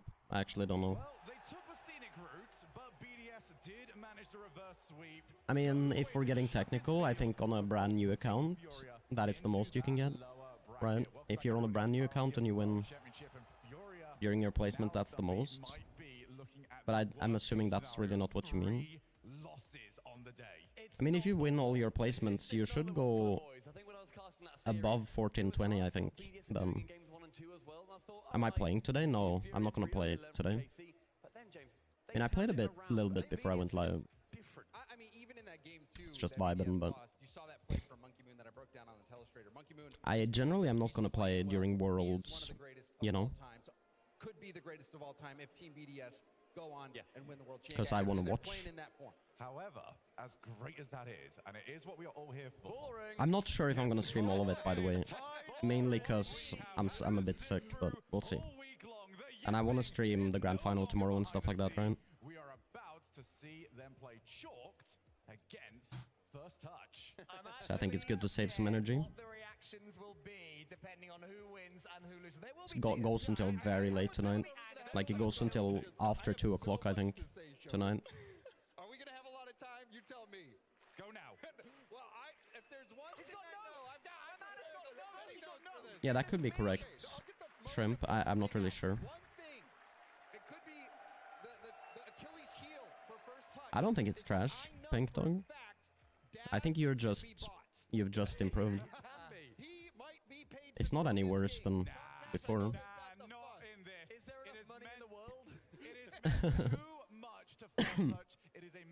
How are they gonna do this though? Is it like, are we gonna hear any comms, or is it just gonna be? A lot of talk for a long time. It's finally time to get on the field and see who's really got the test of metal. Just to let everybody know at home and the people in the arena, it's not gonna be close. The fans can expect brilliance. I'm assuming best of 5, yeah, but I don't know. Coming from one side. One of the things you can expect from First Touch is action, explosiveness. By explosiveness, I mean demolition. They're gonna see cohesion, teamwork, complete excellence. Rizzo, he's been out the game for a very, very long Roll this said it big. Roll this did say he has been grinding for this though. CJ, the last time we saw So he's taking it seriously. Did Stanners cry? I don't think so. I'm not worried about a single one of these people scoring. That was a very close series though. They're showing up just unprepared. For some reason, the whole world thinks we're gonna lose. I don't understand why. There's just a lot of yapping. You watch for what we about to do. I think T-Bates is the reason why they think that they'll lose. He just talks too much.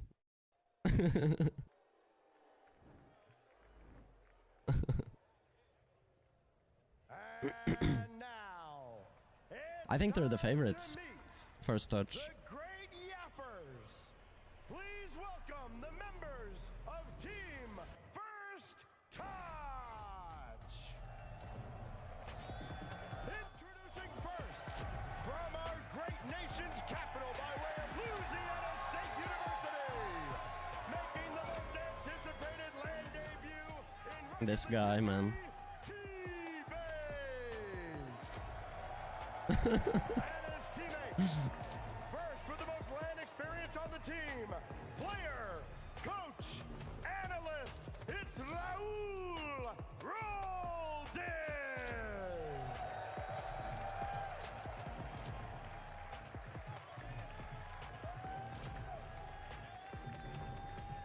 And at guard, from Chicago, Illinois, weighing in at a bigger salary than his teammates combined, the host of First This could be funny though.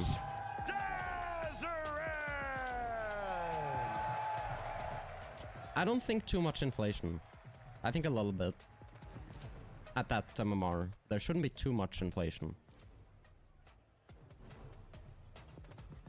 That's what I think. I think there's only a little bit of inflation. I really don't know. But you can kind of think about it if you like. You can kind of figure it out if you look at the tracker.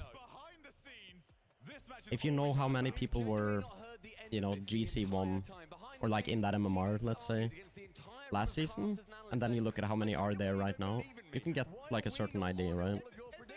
But you gotta remember, it's not gonna be exact. You're only gonna get a certain idea. Because, for instance, a lot of players are not going to be on the tracker because they just haven't played yet, and they could be like 1800 level players, for instance, who just haven't touched the game yet this season, stuff like that. The irony is, they're actually toning it down on the camera here in front of the crowd. It was a lot more than this in the green room. It has been since the first day we got here. We arrived knackered. These guys are already doing, you know, like getting in a huddle. I don't know what to do. And you know, you have So T-Bates is SSL. I don't know how good. He used to play for CRL and was a pretty good player. Roldis is a high level SSL. He's their best player. And then Dasserin is like GC2. CJ's former pro player. He's basically matching Roldis. I'd say probably CJ's a little bit better. And then Rizzo is like sort of matching T-Bates, you could say. He's also capable of SSL and former pro, but very inactive. And then Johnny Boy is like the worst. They're talking about the show match. Is that today? I also think so. I think CJ's the best. Content yet? And I think Johnny's the worst. What contract? The content contract. What are you talking about? Did you sign it? No, I didn't even know there was one. Yeah, Johnny, I mean, he's been GC since like forever. But I don't know if he can get GC these days. I have no idea. I just don't think he plays the game really for like years. So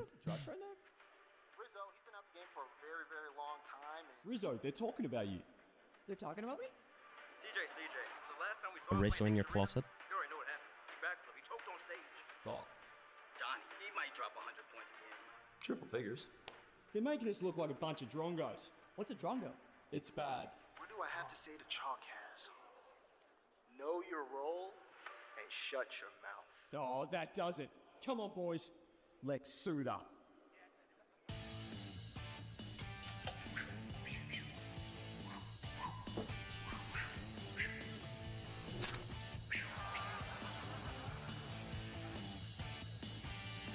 Chalk.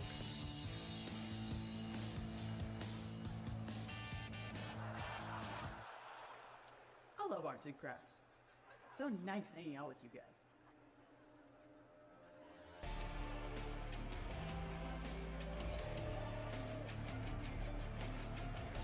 I mean, I like how much effort they put into the production this time. How are you walking so funny? We're doing slow-mo. Oh. Dun, dun, dun. Oh.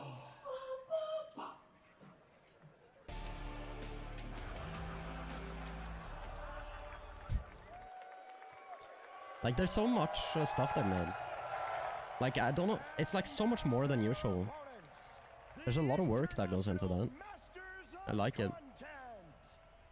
By far the most washed team in the building. They are Chalkcast. Introducing Chalkcast as a team. The tainted renegade CJ, the Scottish warhorse Johnny Boy, and Athena's fiance Rizzo. Together, Someone's into it. they are the podcast mega powers. Together, they are I mean, it's a gag. They're walking in slow-mo.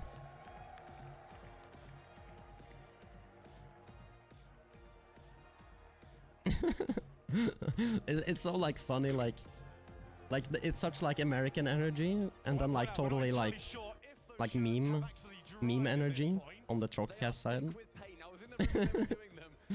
They're obviously making a show out of it, but it's just like These guys, I think when we talk about international masters of content, we have got 6 of the greatest content creators in Rocket League here right now. But it's personal. You saw Johnny, CJ, Rizzo. They were offended at the trash talk by First Touch, and this is a capable team. CJ, one of the greatest OCE players of all time. Rizzo, the E-League champion, the Season 7 Grand Finalist, Season 9 North American champion, would have been world champion. And then to round it out, the most brilliant... Rizzo has been MVP before in like regionals. I remember it. Yo Juan, how you been? Can First Touch handle the Johnny Boy stare? Daz, it's lucky he's got shades on, because there's tears in those eyes right now. It's the highest poker face. It's a long time ago. Every conversation we had in the green room, it seemed like First Touch was nervous for this. Everyone is touching the photo to make sure that Yeah, it's Worlds. Rizzo's hero, who he wanted to grow up to be. Wait, what was it? Praying to a photo of Daniel, trying to get any of that North American greatness in his body. Signed by the man himself. They're getting that energy. This is going to be, I think, show-defining. Because if we see First Touch lose, they genuinely won't be able to get over it. And if we see First Touch lose, I think they are just gonna, they might not even show up again. They're like, you know what? We came here what we did to do. We lost. We're going home. I mean, the thing is, sure to talk a big game about, yeah, we And that's the thing, is like the energy that like First Touch are coming in with is like it's gonna be like, yeah, it's gonna be a tough loss. All the chattering that Daz is going to try to do too much out there on the field. In terms of MMR, First Touch actually have the edge. Definitely. In this building, only one person has got less hours than oxygen. It's Rizzo. Rizzo told me he has got 4 past 2. Yeah, I think probably the Chalkcast players has not practiced at all, but I think these guys are probably like they've probably been playing. The First Touch guys. Over any one of the team booths and playing on their setups. just to try and get any scrims in. I looked at T-Bates MMR right before the show. It was last updated 10 minutes ago. Oh, wow. they literally hopped off scrims and they came immediately here. But here's a few head-to-head to look at.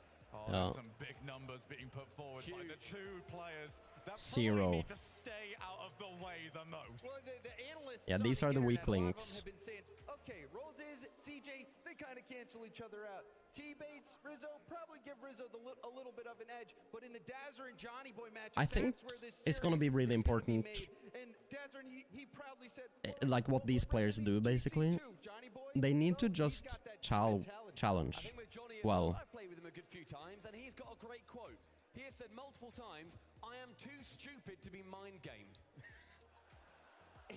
If there's anybody trying to go for a fake on him, he won't be able to see it coming. He just sees ball, drives at ball, and he might hit it. And you know, Johnny Boy, he might not have the highest MMR, but it's because he's playing with pros all the time, and you don't really get points playing with pros. He makes the plays. He has the strat, Shogun. I do genuinely think like the most important player here might actually be Roldiz, because he's the one that's got maybe the least eyes on him regarding how he does here. But get your prediction in at home. Hashtag FT or hashtag CC for Chalktapcast or First Touch for your progressive fan vote. I mean, I feel like Roldiz probably. Very soon. Thankfully, they did have he probably has the highest MMR. Biased desk they possibly could have found backstage. Thing is, I really want to see Johnny lose. I really want to see Johnny lose. I think the whole stadium wants to see Johnny Boy lose. The way I look at it is we, as a collective, are only able to win. Right? There is no losing it's all for content. us. Can we do an arena thing? Oh, absolutely. The cheering? So, for those of you that want to hear first Johnny touch scoring win, first. let me hear Imagine. There was a delay. There was a distinct delay. That wasn't an audio issue. There was a real delay in the crowd. They didn't know. But then anybody who wants to see Rizzo, CJ, and Johnny Boy reign victorious, let me hear! I'm trying to hold on to the desk. The stage is shaking from the amount of support. The blessing from Daniel. Do it for Daniel, says Rizzo. The trump card. If they start to fall behind, he will look into that picture frame, I'm sure, and inspiration shall hit. I'll be real. I was not expecting that. Nope. I'm sure neither was T-Bates, by the way. Yeah, that's T-Bates has said the entire time. Chalktapcast has put like all the effort into making the shirts and bringing the picture. They put all their points into that preparation. Will it pay off? Have you seen how many layers they've got on? Okay, Praying to the god of Daniel. Bad idea. They're cute little jackets. But let's be serious here. I'm pretty sure I've seen First Touch play in a show match before against Team Twitter. I mean, they were like jumping around and running and shit. To confirm that for me, but I compare Team Twitter to the stacked squad of Chalkcast. I think this is an even more difficult matchup. CJ, You're gonna be sweating after that. Furia twice. Oh, Bates is already yapping. Trying to rally, but I think the players are almost ready, which means it is time for us to get our predictions in. Now, earlier on, James, you may have mentioned that one player might be able to be swayed, but we are going to try and sway you over to our side. Stumpy, could you do the honors? Because we have a birthday boy on the desk. Happy birthday, James Bond. Birthday. No, that's very Everybody, on the count of three, we're going to say happy birthday to James Bot. Are we ready? 1, 2, 3. Happy birthday! Oh, thank you, everybody. Oh, my God. Please do not blow that out too close to the microphone. All right, I'm gonna make a way. At Worlds, goddamn. And what's your wish prediction? What's it going to be? I wish that Chalkcast will destroy. Well, we know where we're going, but let's make it a formality.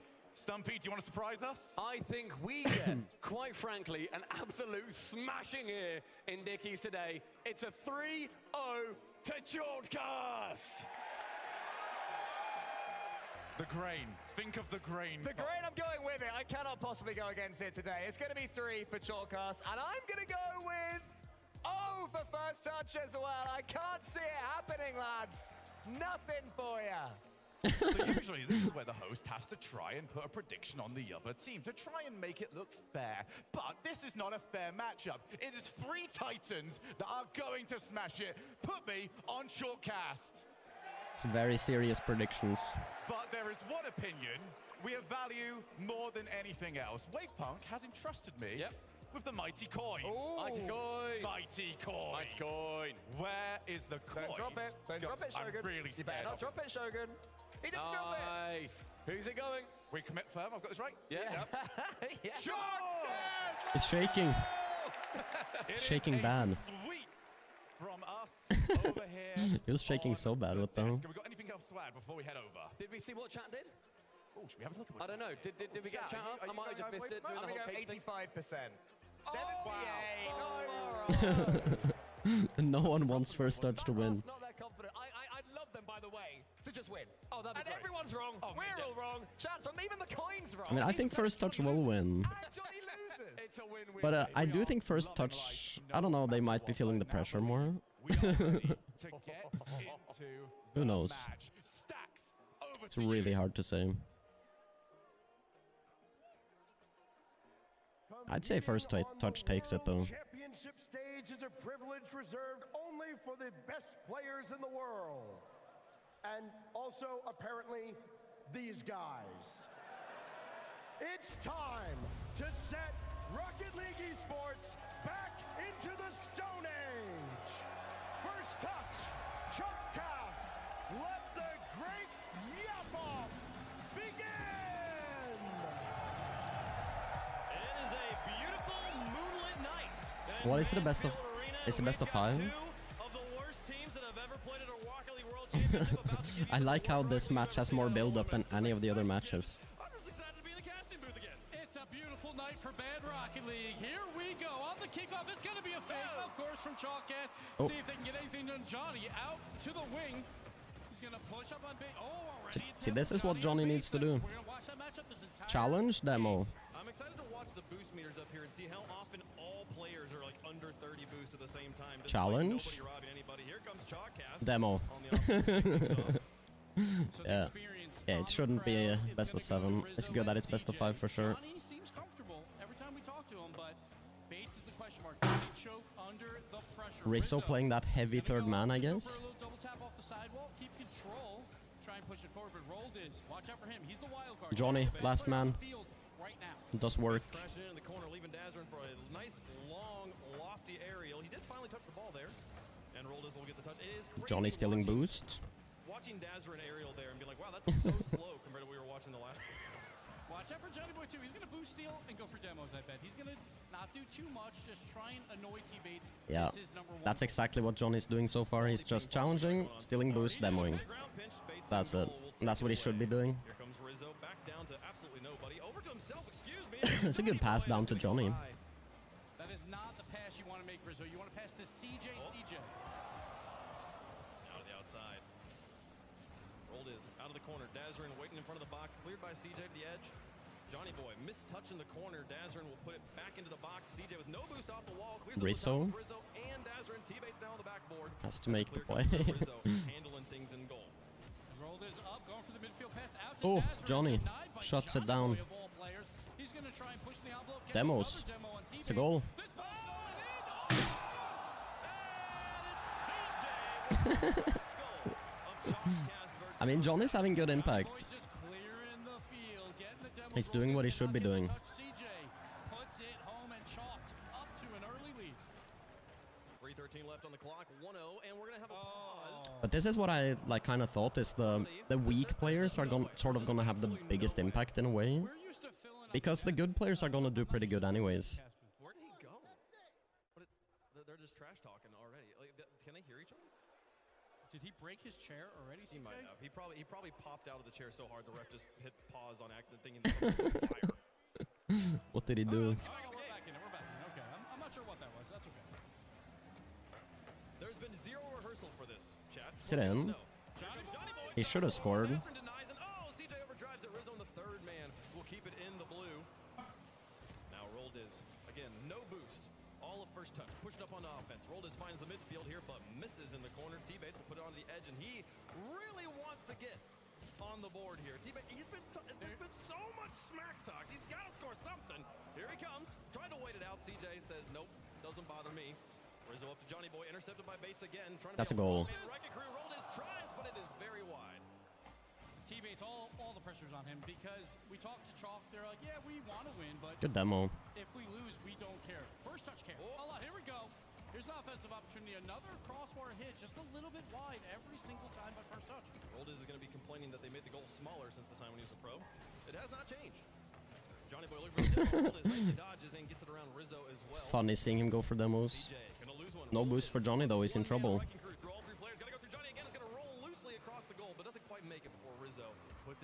Bad touch from Dazzrin, good.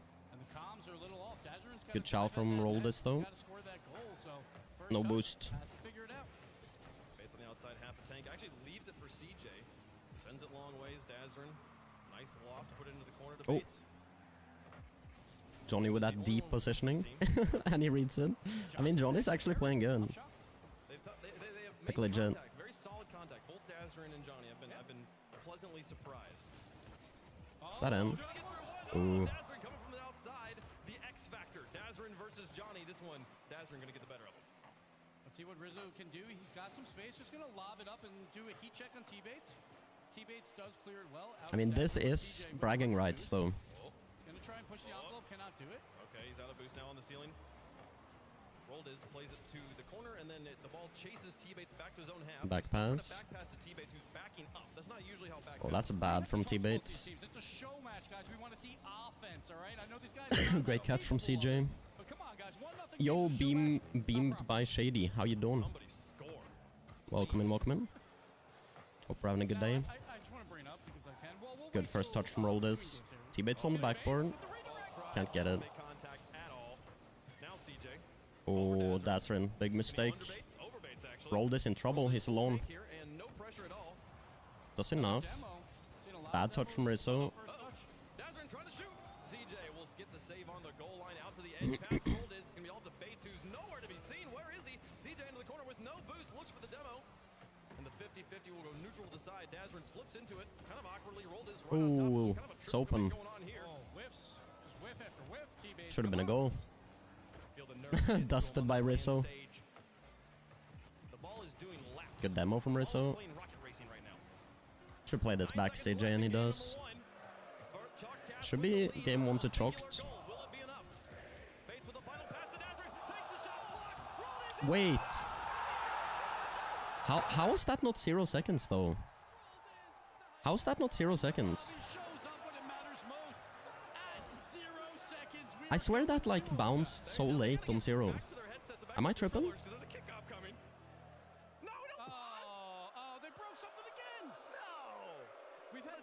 They're jumping too much. This is just part of the match. You have to maintain your own gear, right? This is a tactical timeout. Calm down, guys. We weren't supposed to have timeouts planned, but we have one now. We've had more pauses in this one show match game than we've had all day in 2 full matches of Rocket League. They're popping off too hard. And these casters, Yeah, I mean, Chalked has played pretty good. It's actually the casters. Start the game. Thank you. All right, kickoff strats here. Oh, the fake, and then the predicted fake from first touch. Roldis tried to go for the easy one. Oh, demo. CJ now upfield, blocked by Dazzrin. And here That's comes a goal. for the win. Roldis will deny. All right, wait, Funk, who scores it? Almost. Who scores the overtime winner? You know, I'm going Johnny Boy. You think Johnny? I'm going for it. I think Rizzo. Okay, I think Rizzo's got this one here. Or Bates. Pass. Great pass. Who's there? No one. CJ backs off. Just lost. Dazzrin last back. Dazzrin, don't mess up. He does. Chalked cast overextending. It's a difficult one. Looking for the rule 1 on the wall. Dazzrin has none of it. Now Yeah, Johnny's playing the way he should. Which is just simple. Don't aerial too much. Just steal boost, bump, challenge. That's a 4 hours past 2 touch. It's what you want to do if you're the worst player in the lobby. So funny to me how little boost they have every time they go up in the air. You can actually like have really good impacts. Like you don't need to be that one guy that pops off when you're the worst. Like you really shouldn't be. Good dunk, is that in? Now Rizzo on the outside though, looking for the counter, or looking for the second attack, the follow-up. CJ just back it up. Free shot. Rizzo should have leaves it for CJ on 0. Thrilling endeavor, an instant classic, of course. My contract said 15 minutes of. Oh, dunks him. Yeah, it's already going over. 3 5-minute periods. There's Rizzo. Pass roll is Dazzler and airborne. They are evenly matched though. Oh, that's free. What a save. That was a good save. Gets the save, but the pressure's still on, and it's Johnny putting it on target. Very, very close there. It goes wide. Has to talk to Is it free? Ah, it's not there. Plenty of whiffs from both of them. Triple flip reset. He's never triple flip reset in his life. He's never double reset, probably. Puts it high. Now back into the box. Gold is chasing this one down. No boost in the tank. Rizzo. At least not on purpose. Along with them. Now trying to get this one over CJ's head. Dazzler can't quite get enough power on it. CJ will have the ball uncontested up high. Oh, that's a free shot though. Good cut, good cut. First touch, the underdogs. They're underdogs for 5 minutes of play. Rolled is 0 on the clock. Scores it, and then it's teammates and Dazzler in the connection. First touch goes game 1. The Yappers. Everybody on the desk was predicting 3-0. That's already out the window. We already have the 1. And normally players, you know, they have 1 minute to cool down, get ready for game 2. Both these squads are trying to get. The reaction times not great. They are a little older. Okay. First touch, let's try again, Rizzo. So close. We're spending more time chasing the balls that are dropping instead of. It's all falling apart here. First time ever, live comms during a highlight package. It's all falling apart for them. Side in. So close.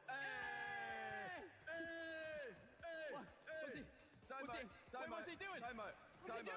Hey, tech pause. She got the tech pause too. What did he do? Here's pop off.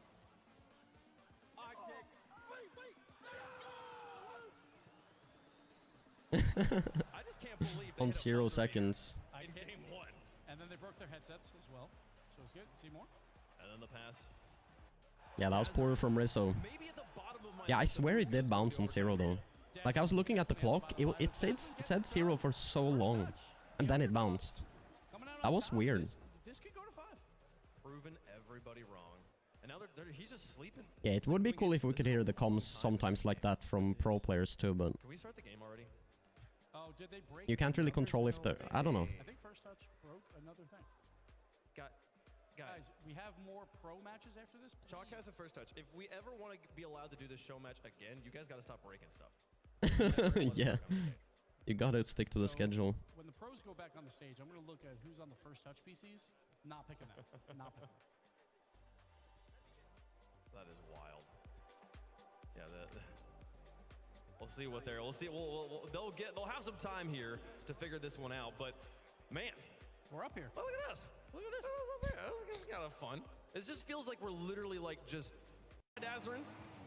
And here comes Johnny. I just want to see the 0 seconds. Singular goal. Will it be enough? Bates with the final pass to Dazzler. Takes the shot. Block. Roll is it. Will it be enough? Bates with the final pass to Dazzler. Takes the shot. Block. It's so close. Bracket is your favorite, Gibbs. All right. Wait, Funko. We need predictions. We got predictions on the desk. Yep. And it was a sweep. Even the coin. Even the coin. So, what did you go? Because this counts on our prediction leaderboard as well for all the casters. So, who did you go with? Well, obviously, given the no results that I have seen so far. Oh, okay. Right, you know, I'm obviously picking first touch to win the match. Not 0 cheers. No, it's like 2 or 3. I think Chalkcast, they are the content machine. Okay. They want game 5. They let that 0 man, I didn't even think about it. Exactly. Chalkcast is all about the content. So they want a game 5. They'll give first touch to these first 2, a reverse sweep. And I don't know if T-Bates comes back like on the show. Competitive, this was the one thing we did not plan for, was a massive tech pause here. Competitive integrity is kind of out the window at this point, so we might as well interview the players while the match is going on. Elite, are you The casters would actually cast? What do you mean? Guys, what's going on here? What are we doing? I was trying to eat lunch. Why? I didn't want to be out here.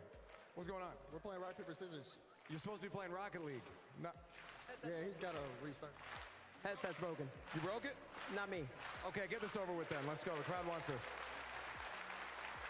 Paper, scissors, shoot. Rock, paper, scissors, shoot. Rock, paper, scissors, shoot. Rock, paper, scissors, shoot. Rock, paper, scissors, shoot. Just like in game, CJ. Just like in game. First touch. So is it now 2-0 in the match? Can you stop breaking stuff now? First touch. Because of the honestly. I mean, we gotta speed this up. This is literally supposed to be fun. I hate like breaking other people's shit, so I would never like eat my own shit as well, to be fair. I would never like jump up and like break my headset. Like it's so like unnecessary. You know, like why break something that works? Just don't break it. Forehead. I'm not sure I believe it after that first game because I did count at least 3 whiffs mine. Yeah, T-Bates' goals per game right now on LAN, 0. That's true. There were 2 goals scored by first touch. The best player supposedly on the team did not score either of them. On the flip side, though, gotta talk about Rizzo. He's done a show match before. Exactly, Michael. He's 0-1. Yeah. He did but it's not worth it, though. You know what I mean? The crowd knows. Cosmic Aftershock. Did they pee? Why is it wet? Oh, it's they flipped the bottle. That's okay. That's okay. So I did beat Rizzo back in season 3. 3 games to 1. Did someone whip out their dick? Like, what's going on there? He's falling asleep now. So no, just. Try and bounce back. That was definitely a water bottle. This is just wild. This is happening. This is like a fever dream at this point. I'm watching in 2024. If you told me I was gonna watch Rizzo sleep in a blacklight chair in the middle of the Rocket League, I wasn't the one that did it. What do you mean? I told you were crazy. I can't believe they broke stuff in one game. They had one job. Just don't break anything. Okay, so here's the fun part about that. Because you guys broke things, you don't get to play as long. So instead of it being a best of 5, it's now officially, this is a words from the admins, a best of 3. It's a best of 3 now. Is on match point. That's good though. Could win the entire game with a win here in game 2. But first touch did break the stuff. Shows my floor? No. This seems like a plan. It's secret floor. I think Chalkcast again. Now the reverse sweep is on the table. Even if it is only the best of 3, that is what they want. For the content. My floor is secret. My one concern is, yes, I picked Chalkcast, but first touch. If they lose, not only did they went up a game and then they purposefully destroyed something so they would make it a best of 3, so they only had to win one more game. Next level strategy. He might also be insufferable if he wins.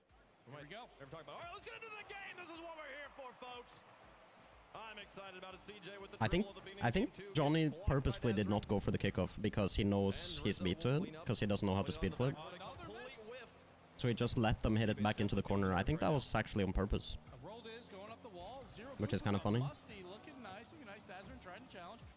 mean, it's not a bad strat if you don't know how to speed flip. Johnny, look for the pass from Rizzo, upfield. Bad hit from Johnny. Soft. Pick up his own touch. CJ has it. CJ's gonna win that race every single time versus T-Bates. Literally every time. Like, he shouldn't have even went up for that aerial. Pass upfield. Roldis tries to get the clear. Oh, CJ gets demoed. That should be a goal. That was smart.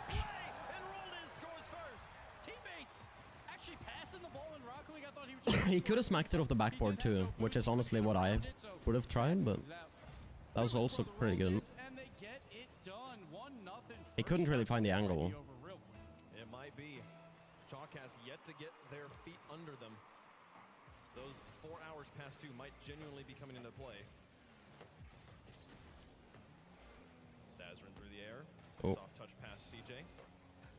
Johnny Boy uses his entire tank of boost to hit it once. To hit it one time. That's open. So this one's in. It's in. It is in. Rizzo looking like his season 9 self. It's a bad touch from Roldis.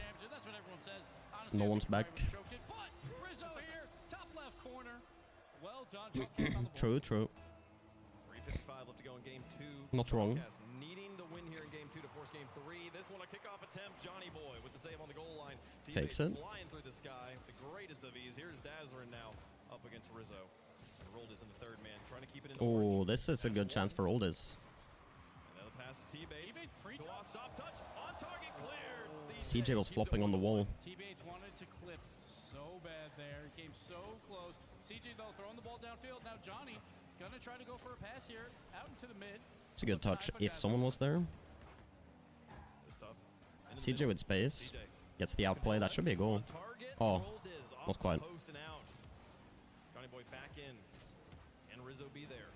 Rizzo all the way back in his half. Oh, Johnny got the corner boost though. Let's see if he can make anything happen. He just lets the ball go by him.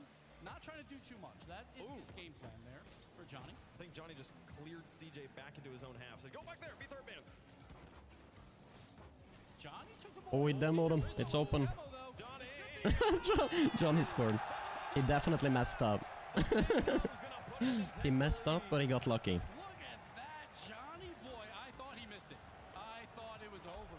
I think the L dance just came out by Rizzo. Watch out. There we go. And they didn't break anything, though. They scored a goal. Chalkcast did not break anything. This is a massive win for everybody. Everybody liked that. Rizzo, no boost, wins the challenge. Dazzler, the third man, somehow with no boost. That's it. Loses the challenge. Oh. Has to make a save off the post. Bit of a bad chow from CJ there.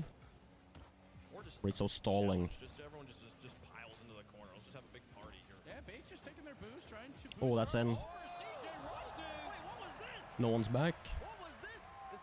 The latest rotation of all time. Oh, it's Johnny. Watch with bated breath. He just flipped over. He rotated a bit there, but what a shot. Tie game. And a symmetrical scoreboard. 2-2-2-2. Beautiful. Rolled is. He's a world champion player himself, so. Watch out. Here comes Johnny. Off the kickoff. No, CJ. Good job from CJ. Oh. Well, that goal wasn't actually CJ's fault, though, to be fair. They come out. Johnny Boy, of course, part of the kickoff strats here. The pass out to CJ. He shouldn't be, like, if we were talking, like high-level gameplay, then he shouldn't be in that position. Yeah, I get it, I get it. But I don't, yeah, that was not his fault, actually. Even though it... Oh! What happened? Johnny Boy went back for boost. Yeah, Rizzo tried to lose it back. See, you don't actually want to do that kickoff back to your worst player. Like, the best thing is when your good player is the one in that corner, because they can do anything from that corner. But when you lose it back to your worst player like that, you'll put him in a really, like... Oh! you like leave all the responsibility to your worst player, and if he messes up, it's a goal, right?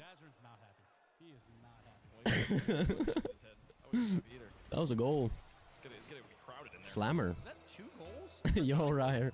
Impressive. Like, I did have 3 goals for him, but that was best of 5 as well. Oh. So I think I'll take it. See, that's what I mean. You don't want to have Johnny in this position. You can see what I mean. Like, that's what you don't want. I did ask for this. They're doing kickoff strats, but yeah, it's a good kickoff, but you don't like if it was Johnny doing that, like going for the kickoff like that, and CJ back there, then they would be totally fine. See, they're doing it again, same thing. I mean, Chalkcast are doing kickoff strats, and they're trying to throw them off. Here comes Dazzler out of the corner. Rolled is coming into challenge, just chases Rizzo. Says I'll figure it out when I get there. No, yeah, Bates. he didn't figure it out. No. Oh. He'll get a second try, I'm sure. Nice save. Under CJ this time. Nice demo dodge by Johnny. The awareness. Good touch from CJ. Rizzo no boost and CJ no boost. Let's see what Roldis can do with this, but it's not too much. So Rizzo throws away. Johnny Boy gonna try for a clear on Dazzler. Oh, this is scary for the first touch guys. They're so evenly matched, though. It's kind of funny. They're like basically equal, the two teams. First touch really struggling to keep their boost tanks full here. Nice play from Rizzo. Back on defense now, a little bit more, less room to cover. Doing a better He's gonna job. clang it. Long punts, the constant just punt game, saying, you know what, you can have the ball back over Oh no, you shouldn't be diving like this, Johnny. I do want to credit T-Bates and Dazzler, and Oh no. a lot of big misses throughout this game. CJ's gonna be out of the game. Johnny's got a clutch. Okay, good shot. He was going for it. Had massive dreams and aspirations. You thought first... I didn't really think so, to be honest, but I thought they were maybe the slight favorites.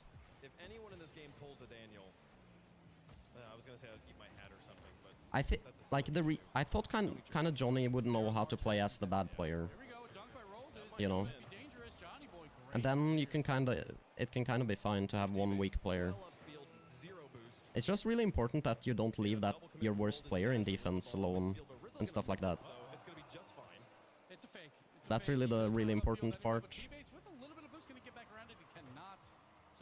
Because they can easily get outplayed, but as long as they can just challenge and still boost and smack the ball hard, then they should be fine. Oh, he shoots. These guys are somehow milking the drama. They are milking it. They are. Here we go. Game 2 overtime. Last time around, it was Dazarin of all people to score the game winner. Rolled is off the It's in. That's a shame. They took it. Well, Chalkcast has an excuse though. First touch destroyed their headset and made it a best of 3. There's a built-in excuse. On Chalkcast bread and butter, the kickoff. Johnny Boy in shambles. Not only losing on kickoff, but also turning. I mean, they were pretty much equal though. To be fair. Game. Johnny Boy has got to go back to the drawing board. Poor Johnny. They should have won game 1 as well, to be fair. Chalkcast. Absolutely downtrodden. They don't care. They're fine. I mean, Rizzo and CJ are used to losing. So, you know, they're used to it. But what a performance. Well done. Teammates and Dazarin. They're giving the picture of Daniel. Getting it done. The signed Daniel picture. And he gets the roll is the 0-second goal in game 1. That could have been the difference maker. Did he give him the Daniel picture? Is that the trophy? That the prize? Apparently. I mean, that's worth a lot of money. That is signed by Daniel. Put it on eBay. Signed Daniel picture. He's excited about it though. What a moment! What a moment for Rocketleague. I mean, it could be worth something. Championships. Nice Rizzo. Open. Oh! Come on! That's my guy! Come on, Bait! Come on, Bait! Let's go! So many kickoff goals. Yeah, I'm excited. I hope they have. Yeah, there were some bad kickoffs. We might just have 30 goals this game. Ben stats first touch. Oh, baby! Come on, man! It's free, bro! It's free, bro! Oh, that was the whole thing. Look devastated. Look devastated. Wait, let's cry. The comms come out. That's supposed to be behind the scenes. Yeah, that's supposed to stay in the script. Guys, I think I'm the only one that voted for you guys. So you better all join Keep the script out of this. Give it up for first touch! They definitely were, but it's just their energy, you know? It's like that Americanness. I thought it might be a little bit better if I just gave you guys your own mics. Yep. Yeah, exactly, Juan. They weren't even trying. It's the built-in excuse. I love it. What happened? This is very embarrassing. Oh, devastation. We set ourselves up for the reverse sweep, best of 5. Someone changed it to a best of 3. Yeah, what was up with that? We practiced all year for the best of 5. Game 1 and 2 is not ours. Yeah, I don't know about the games. I was studying emotes beforehand, so hopefully I did good there. I mean, yeah, we practiced that 0-second goal concede for cinema, and then we found out it's a best of 3. Probably a bad idea, but, you know, you live and learn, Leaf. I don't know if you guys learned anything, to be honest, but all right. My boy Daz. Talk to me. He made us proud out here. I know. Everybody thought I was going to suck. I'm the only one in that sheet. I'm the only one in that sheet predicted you guys. I'm so Do happy you know did there's it. a website that has like me and Johnny with a little head-to-head that says who's going to get the lowest points in a game? It's dedicated to that. Yeah. I think that was you. That was you. Bates, you Yeah, that's what I said. It was a head-to-head. T-Bates, you bottom scored as well. So I just want to... Bottom score with a clutch pass to my boy Damar. I do want to point out you guys did get scored on by Johnny Boy, so. That's 1 goal per game, baby. Do we give the mic to Bates yet? I don't know. What's up? Oh, this is dangerous. What do you want? Oh, I'm letting you. You have the time to. Yeah, you just won, and you are quiet as all heck right now. This is weird. Yeah. I don't know. I don't know what to say. It was GG. It was a good game. I don't know. Yeah, GG. I mean, we were hearing a lot of talk ever since we got here. From you specifically over there, tall boy. What happened, boy? Hey, listen, you know, we talked the talk, we couldn't back it up today. The better team won on the day. Absolutely deserved. Congratulations. We just hope that you'll give us the honor of a rematch. All right. On home soil. All right, let's, you know what? This was a lot of fun. This is what Rocket League is all about. For both these teams, Chalked and First Touch. Okay, who's playing next? One more time. Who's up next? Is it Furia now? Is that it? As we said the whole way. No, it's Oxygen Gentlemates. That'll be a good one. Did anybody predict Chalked in this? Two very different teams. I totally put First Touch. First touch. Exactly, yes, so do we. The sheet is filled with First Touch. Oh yeah, it was all stood FT here the whole way. in this very stadium, and we said there is no Shame with EU versus EU, but it's bound to happen. comprising of Johnny Boy is going to be able to actually see something approaching victory. We knew you guys were losers. First touch. We knew. First touch across the board. We knew, CJ. We We knew. love it. Yeah, I think First Touch, when you're looking at the numbers, we had to come up here and say, look, check the VOD. Guys, go back, check the VOD. Yeah. We all said First Touch. Yeah. Like, I mean, that's +1 for all of us. So, happy days. High five. Yeah, we did great. We're smart. It did phenomenally. One person I really want to give a shout out. Dazarin. Yeah. Daz was easily the He best had player. that in him. Daz was the best player. T-Bates was in the backpack, and they got the dub. Roldiz was also there. He was there. Roldiz was there. Roldiz was Roldiz. We all knew what to expect from Roldiz. And he did. Yeah. I think Bates. Wait, what does that mean, Beast? I don't get it. Fine, but ultimately, Daz #1 MVP of the season. Is it some meme about Turk? The fact that T-Bates said nothing on that I guess that's what you're saying. Unlike all of you guys in here, we have to go back to that green room, and he is bubbling something up. I think it's going to be a 4-hour tirade once he gets going. I don't get it, but T-Bates was just kind of surprised that he did actually go Stumpy is tall. Really tall. I wonder how tall he is. Has got a play to break down for us. Might be a little surprising, but we've got He's the tallest caster, right? Dazarin and Johnny Boy, all about knowing Has your to be. role. As we take a look at this first play, it was the 0-second goal.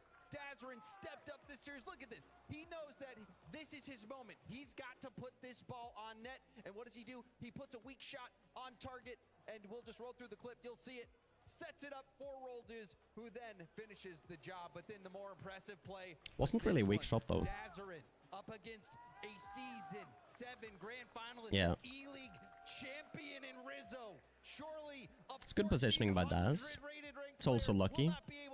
Just pinched across there. he spots out Rizzo's mistake. As we roll the clip, you'll see Rizzo. If Rizzo has more boost there, Rises to the occasion, gets the overtime winner, but also another player. I think if Rizzo, he should have just managed his boost better, and then he can actually jump for that.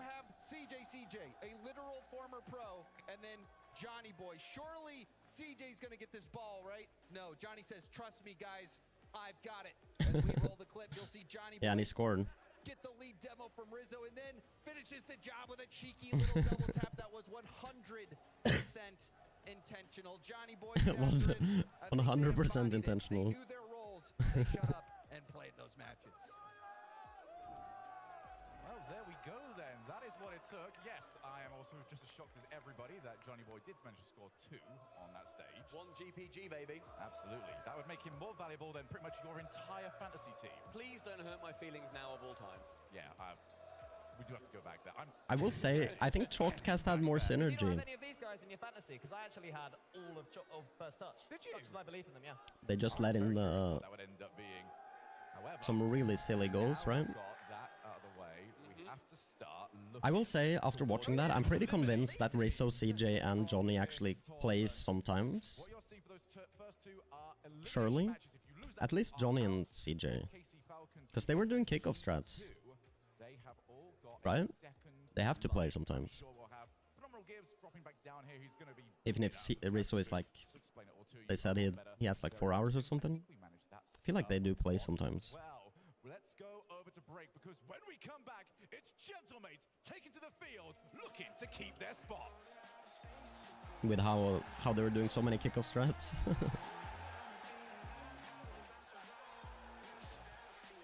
Just kind of have to have been playing together, right?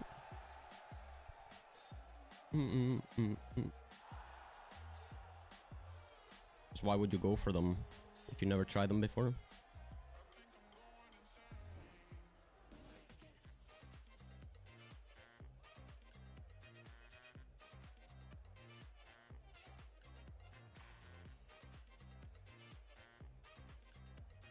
I mean, I could play a game or something. Right? And we can make a prediction. And I can, like, play a ranked game or something. We got a while. Just while we're waiting. Oxygen, mates. That's a tough one. I think I'll pick mates in that. Hey, Flo. Cool leg warmer. But it's a really tough one. Just for the best right to work. They're not part of the official uniform. No tunes today? No. My apartment was robbed last night. Took my cable-ready TV, VCR, portable cassette player. Yep, all the latest tech. If only Progressive had renter's insurance, like their home insurance. Then we can bundle our car. 1 second. There we go.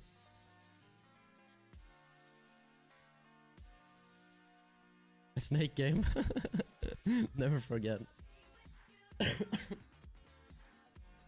Does anyone know what that is except for you, Michael?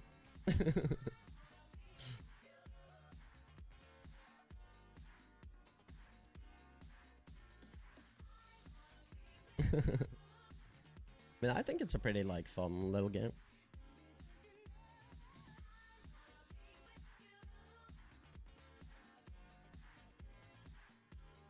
Definitely. I'll just do a ranked game. I see you saying 1v1, Stan, but I think I'll just do a ranked game. Honestly.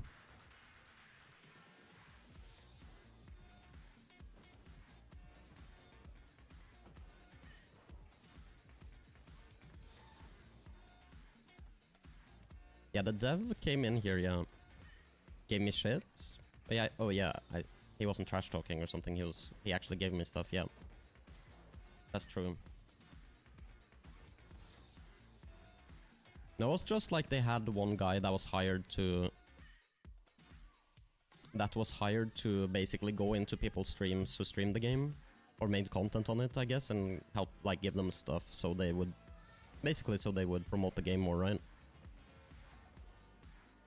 Which was cool. I think that's a cool thing to do. Helps out the streamer, helps out the game. Seems like a good idea.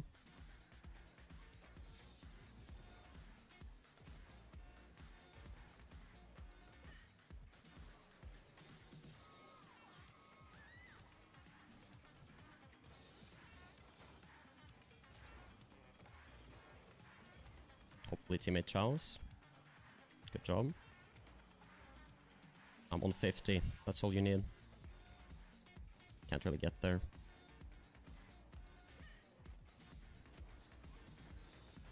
Oh, go in, brother. My teammate's backwards, unfortunately. I thought I scored there, I'll be honest. I might get demoed here. If he didn't bump me. Ah. My bad. Oh, I didn't think it stopped driving.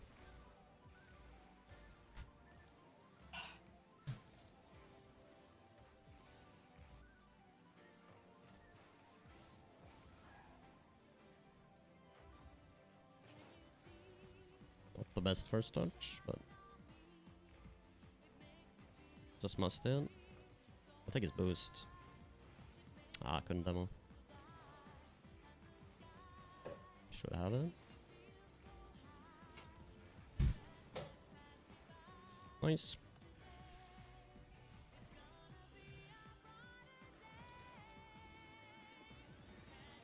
Yeah, that's what I thought as well. He was like giving me shit. He was like really mad.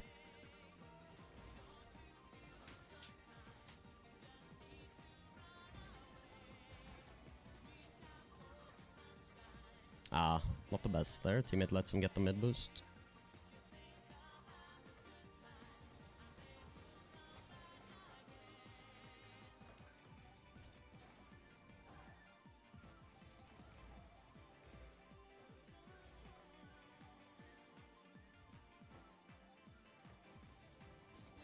Ooh. Just gonna slow play there. Will pass. Bump. Close. I'll take this boost. I think I can. Oh, maybe I shouldn't have.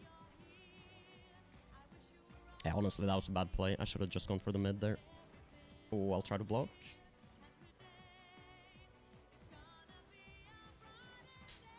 shouldn't play for that. Teammate's gonna be 0. Teammate's gonna be fully overextended now.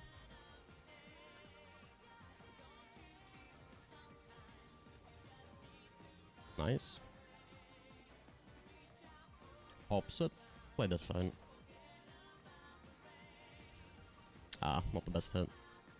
Still decent. Go around, brother. Nice. Oh, he goes too high though.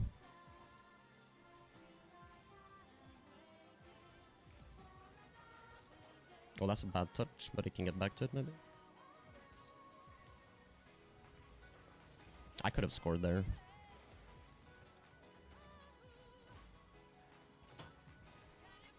It's a good hit. He could double that. Don't touch. Nice.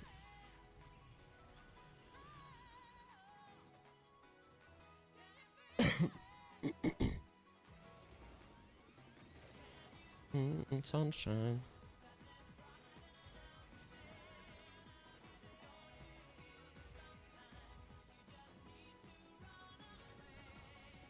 Ah, I don't like how teammate played that. Nice. Oh, okay. I should have scored, but I wasn't ready for that. Okay, we still score. Could be a forfeit.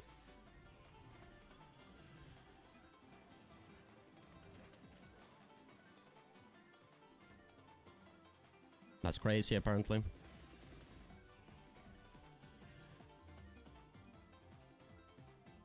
Okay, how far away are we? How far away, how far away? Prediction is up, by the way, if anyone is interested.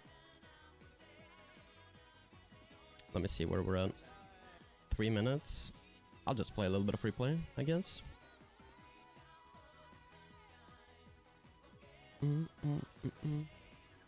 For a minute. Oxygen mates. Yeah, the reason why I pick mates is because I actually think they're playing good this event. Now I do think Oxygen does as well, but I think mates is like has been the slightly better team overall, just like in general, right, throughout the year. But I do think people underestimate Oxygen by a lot. I think it's a very, very equal match. By no means there's like Oxygen can easily beat mates. I mean, they played horribly last event and they played really bad in comparison online. I mean, I don't actually think they played that bad online. It's just the other teams have played better online. Like, honestly, that's what I think. It's like the biggest factor. It's like KC and BDS and stuff like that were playing really good, right? Online. Like really, really good. Which made it really, that made it really tough for Gentmates online. You know? But they definitely have performed better on LAN in general than they have online. No doubt about that. But yeah, at the last LAN, the EWC, they obviously performed really poorly. But that was mainly, yeah, they just played poorly there. Probably really underestimated the Chiefs as well. Caught them off guard, I'm sure. In both series.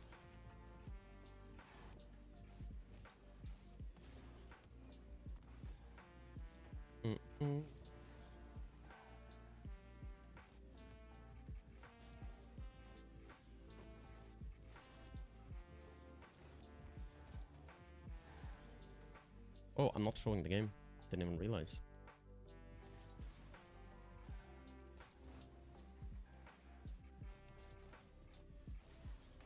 Yeah, we should, I'll switch over in half a minute here. Should be starting very soon. I'll be talking a little bit, but we'll listen to some of the talk as well.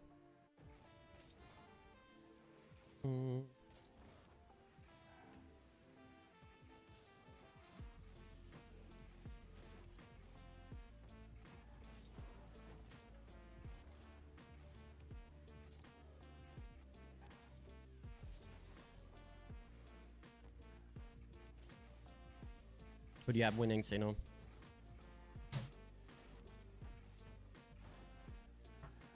I'm guessing you're picking mates. Would be my guess, but...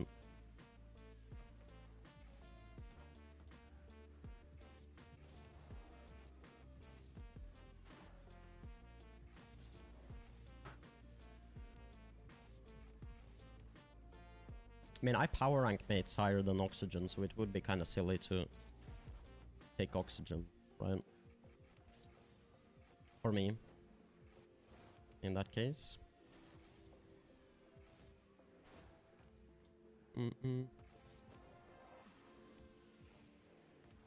What's my MMR? 1688. Okay, let's check back in. Broadcast should have started, I think, right? Yeah. I'll close the game.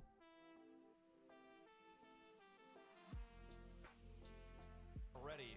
Let's get them on the stage.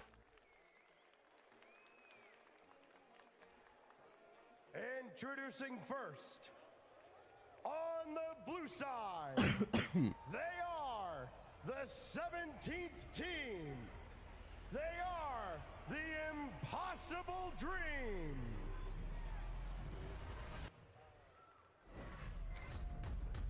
Impossible Dream. For Oxygen! They're gonna be massive fan favorites, I think. People just... like it, they just like their play, right? Their play style.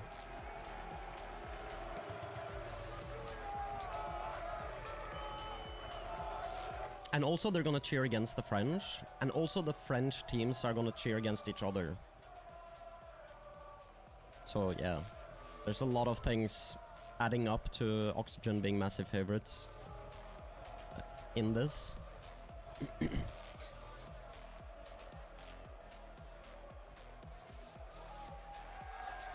team that were never going to be here, but goodness me, are they milking it and loving it now, taking down Team Vitality in the previous round. I think it's fair to say, Gibbs, they've certainly earned their right to this stage of the competition. Oh, absolutely. They played fantastically throughout the Swiss, Oski, and then Archie in the middle. The defensive masterclass versus Vitality was done by all three members of this team. But this crowd does not like Europe. But they do like one European, and that is that man right there, Joyo. Everyone likes Joyo. Everyone loves Joyo. The fan favorite. The crowd is going to get behind this team, and let's see if that plays a factor. I honestly don't think it's possible to not like Joyo. Just one for his personality, Yeah. but the way he plays Rocket League as well. Yeah, they Such an might. exciting guy to watch. I wouldn't be surprised if Oxygen won. I think it's a bit of a 50-50, but I'm gonna go with Gentlemates. Personally. They're just so calm, you know? So solid. Looking ready to go. Their opponent on the other side. And introducing their opponents on the orange side, champions of the... You cannot afford to make many mistakes against Gentlemates, that's the thing. So we'll see. By the green suits. Please welcome Gentlemates Alpine.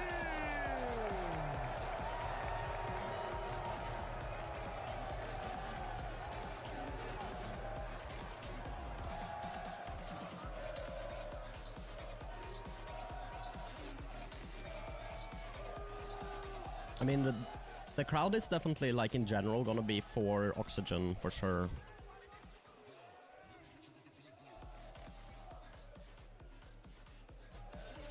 But then there's also a pretty big Gentlemates crowd, I believe. Like, French crowd. Because there's, like, many reasons for it, but first of all, people just cheer against the French. And Oxygen is not a French team. That's one thing. And then also, people just like how, like, Joyo and Oski and stuff like that play, right? It's exciting to watch. Like, every single Rocket League LAN that Joyo is at, like, the entire crowd goes this, like, Joyo, Joyo, and they bow, right? It's just people get hyped about it. because he has such a crazy playstyle, basically. That's why. Oxygen are gonna be crowd favorites against almost any team, except for NA teams. That's just how it's gonna be. For Juicy, everybody, the big question has been, can they reset the mental headed into this match? Seeing the vibes, this is a completely different look and feel than what we saw in their last matchup. They look good. And also, Michael, this is another thing, is like if there are like Vitality fans there, like French fans or KC fans, which there are gonna be, and stuff like this, right? They're gonna actually cheer against the other French teams. In fact, the French teams, when I was at Worlds, they like showed up every single time another French team played to cheer against them. Like last Worlds was just like felt like the French teams against each other, and the crowds were just like cheering against each other and for their own teams. Like it was just French. It was crazy. Yeah, they cheer against the other French teams. Yeah. It's like big rivalries. And there's so many French fans. Like the Gentlemate stream gets like so many viewers. Same thing with KC, right? Like get like 100k and stuff like that. I feel like you've got, I don't know, you say like a new level of pressure, new level of pride. The thing in Copenhagen, Cole, was that like we looked at the Gentlemen, so we kept being like, yeah, okay, they won that match, but they won't win the next one. Yeah, okay. I guess Kamito is not streaming for KC. They won't beat Corp, they won't beat G2, and like he was last year. Is he gonna do it when when KC plays? Though? Was he doing it earlier? He might have been doing it earlier when KC played, right? I wonder how many viewers he had, because I'm looking right now. Like for instance, Gotaga has 60k, right? That's Gentlemate's stream, basically, which is matching the actual Rocketleague stream. This is also the French broadcast with 22k. And the KC broadcast with Kamito is that's the one that gets the most viewers after also. And Vitality is also fairly big. And both these teams went 3-2 in Swiss, but they lost to top 4 teams. We see the mates losing to G2 and BDS. On the other side, it was BDS and K-Corp for Oxygen. Yeah, it's there. It has 22. It's there right now. It's 22k at the moment. The French stream. Okay, I'll grab some water real quick before it starts. I'm out of water.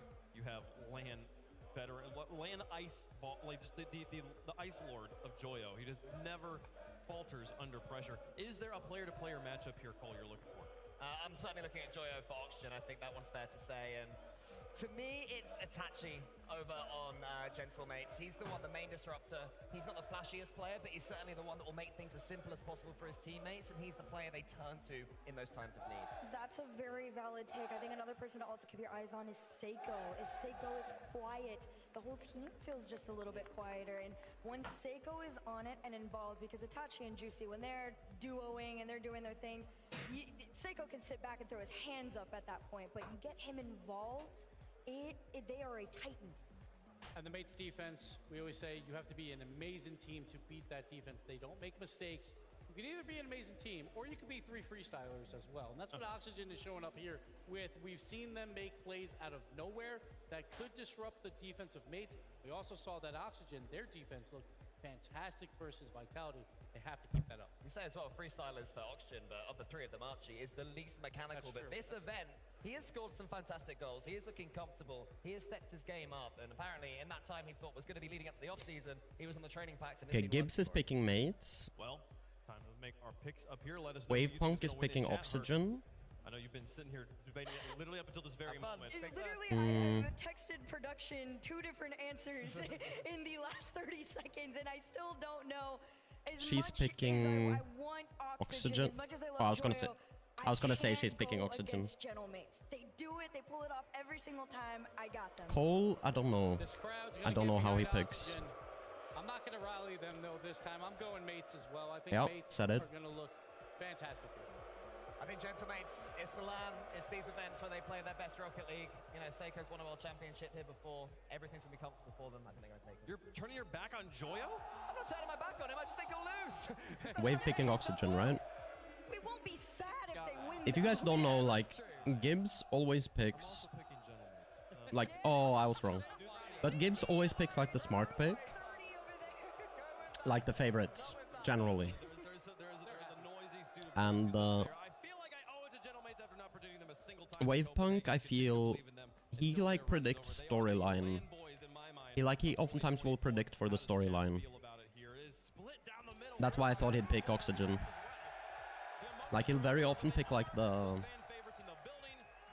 What's like the most exciting.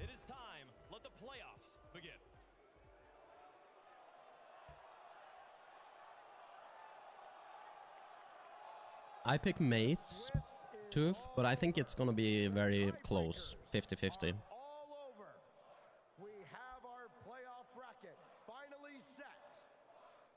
I just think Mates are more consistent, you know? First best of 7.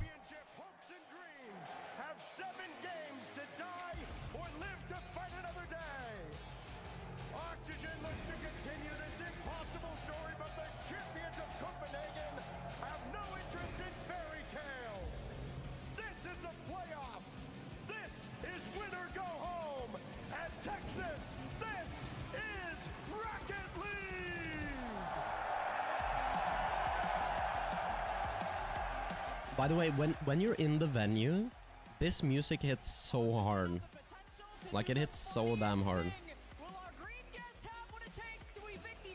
And also the countdown, like this, 3, 2, 1, like stuff like that just hits so hard with the audio in the venue. And immediately, you know what, he looks like he's got a little bit of something to him.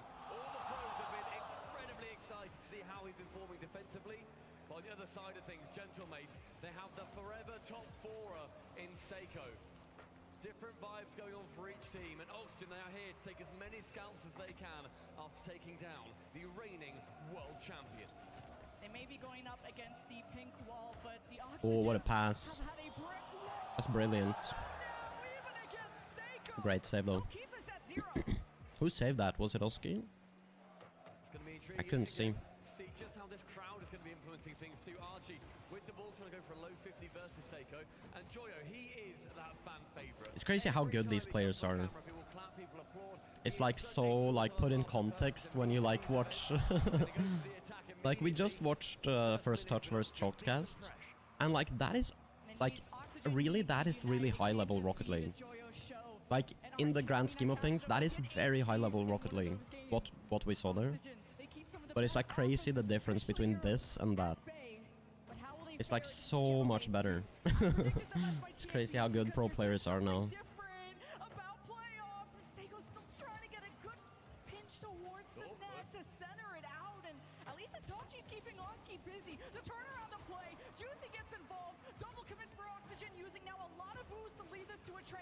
Oh.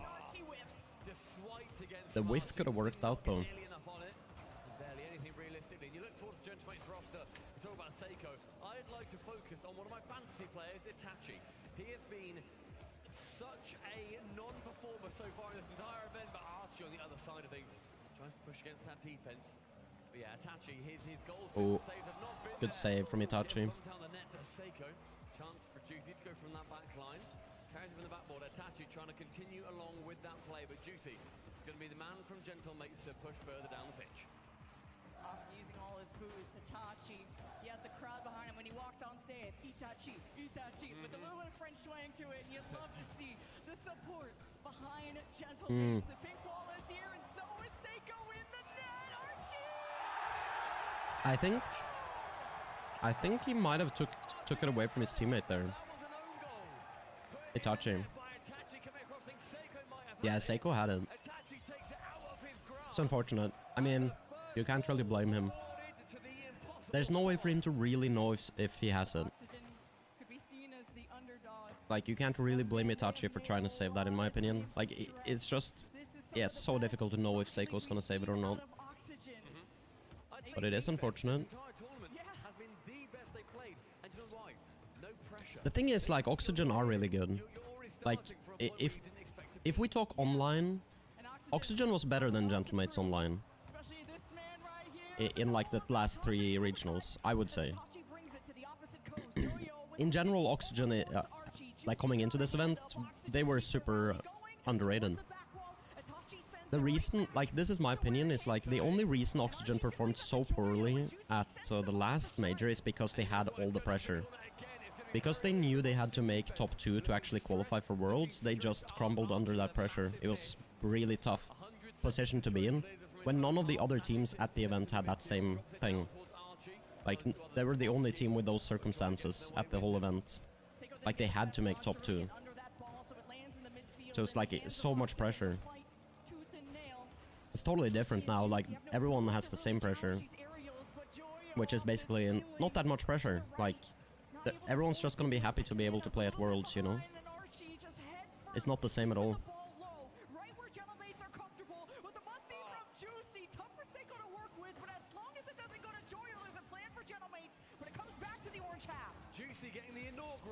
But it's really a question of like how much stock are you gonna put into Gentlemates, how they have performed at LANs compared to other teams in the past. Right. How much stock do you put into online performances versus that? Because if you put full stock into online performances, then BDS should just be crushing everyone, kinda, you know? They were so good online. But that's just not necessarily how it works once you get to LAN, as we've seen this year. KC as well should be crushing, I guess, right? KC and BDS have been the 2 most dominant teams, but in Europe. He attempts the tap and smash. Yeah, great idea, but you need to get it in the corner or something, pal, especially with 2 keepers. Goes low, can't get it past Joyo, however. Final 5. Crowd as ever going to remind you what time it's on. Archie only finding Juicy, does not bounce high enough. High towards the backboard. Archie now attempting a bump. Itachi though cannot get there. Juicy to pick it up. Game 1. Looking very good for Oxygen. I honestly think Oxygen will win. After watching that, I think they will do it. Oxygen. This is good. I mean, it's only but it's not gonna be easy. For how much they stifled the offense out of Gentlemates. That's what you have to keep note of. Oxygen's defense. This Oxygen squad is certainly something special as we watch the Mobile 1 high performance replay. And it was halfway through the game. I do think, without looking at any stats, in my head, the 2, like, I think Gentlemates and G2 are the 2 teams that generally score the least goals. Or like in their series, teams score very few goals. In any Gentlemate series and any G2 series, it's just the way they play. It's, yeah, both teams are gonna score a few goals. It's a very defensive, safe approach.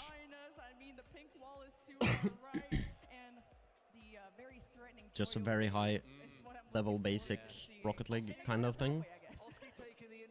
Always having someone ready to follow up on any challenge, etc. We'll get it through. Archie, bear in mind, at the end of the Vitality series, looked over the PCs, looked at them, and waved goodbye as he sent them straight back to France from Fort Worth. Game number 2 here on Forbidden Temple. And we see Oxygen win. Whoa, free goal. Hard to read that as a defender. Little the way it bounces up there. That bounce is really hard to read. Bit fortunate, of course, as he pinched it there. Just the quickest of shots from Oxygen to get the ball rolling off of kickoff. And Gentlemates, you're not. Gentlemates try kickoff strat, and backfires hard. It's not a position Gentlemates tend to find themselves in here. Down 2 goals so early. In fact, this has probably never happened to them. Let's be honest. Oxygen now with a little bit of extra insurance. Gentlemates, will they have the boost to really send it when they are on offense? Like now, Oh, that was a massive chance, and Seiko missed it. Thrown off. Oh,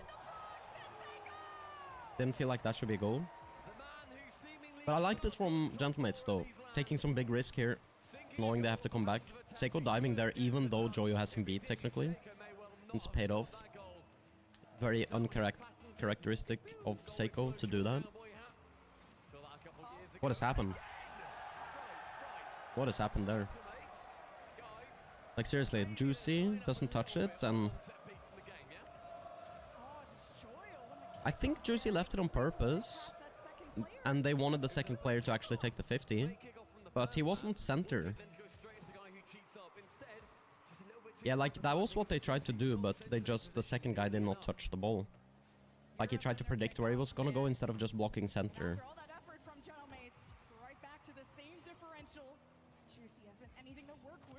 Bit of a risky kickoff.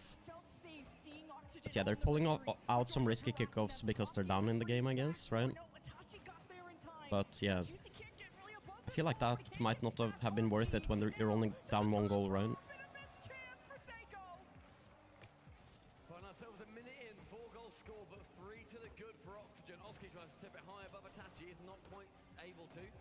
Joy now going low with Seiko following up on the side wall. We see these plays build and build. So far for Gentlemates, they've not actually become anything other That's a than goal. Going for the block, a stunning Oh, block from Atachi. I guess not. Well done from Itachi. He handled that beautifully. Cannot afford anything else. There's plenty of time, but Oxygen are stopping them. And Joyo's going to keep the ball low against Itachi, who thought this was going to the ceiling. You can't overthink against Oxygen. I think so far we're just seeing Gentlemates not quite have that same glitz, that same glamour that we normally praise them for. A double commit on the battle. That's a goal. Archie, Starman, 2 shots, 2 goals. I feel like Gentlemates were testing the waters. It's a really good shot, actually, from Archie. So uncharacteristic for them Perfect placement. into each other to have these overestimations on the reads. 4-1 for Oxygen. It is a Kickoff strat. It is not time to freak out. Joy off the ceiling didn't have the boost to come Should really be a goal. Juicy, forcing it to But it's not.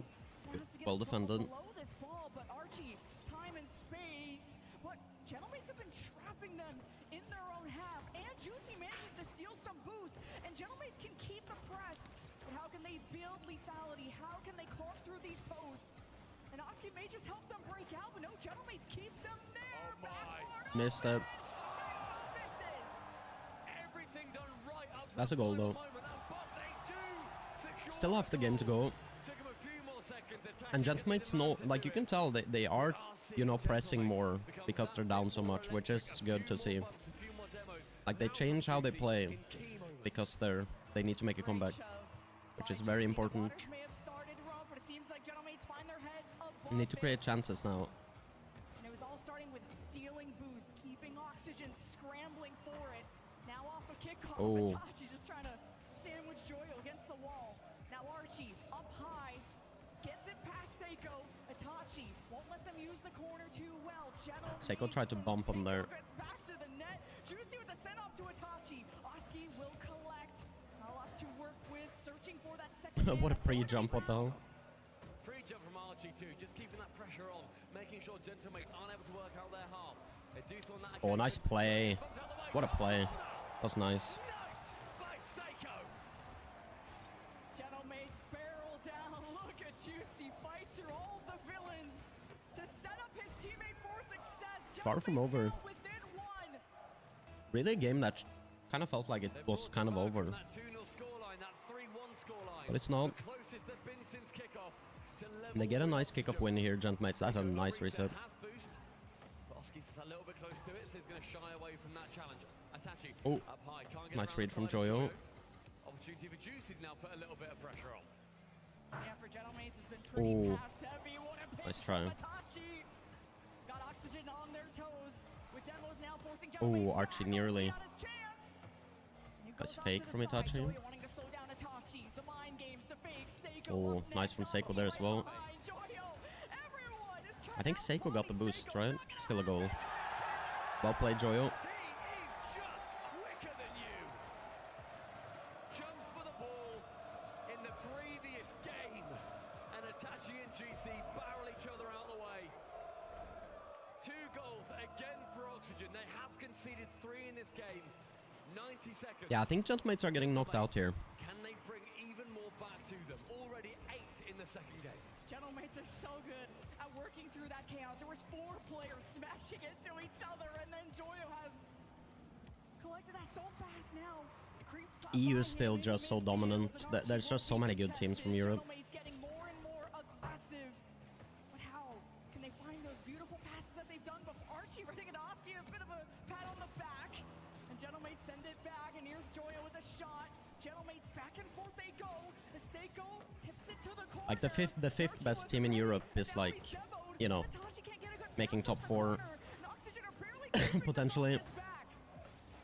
It's like, try to imagine any other region doing that, like their 5th team doing anything like that. It's just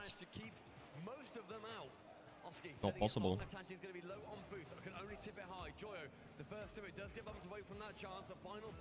I hope they change the format a little bit next season, but I don't think they will with like the qualifiers, I mean. Because it's so rough in Europe with making top 16.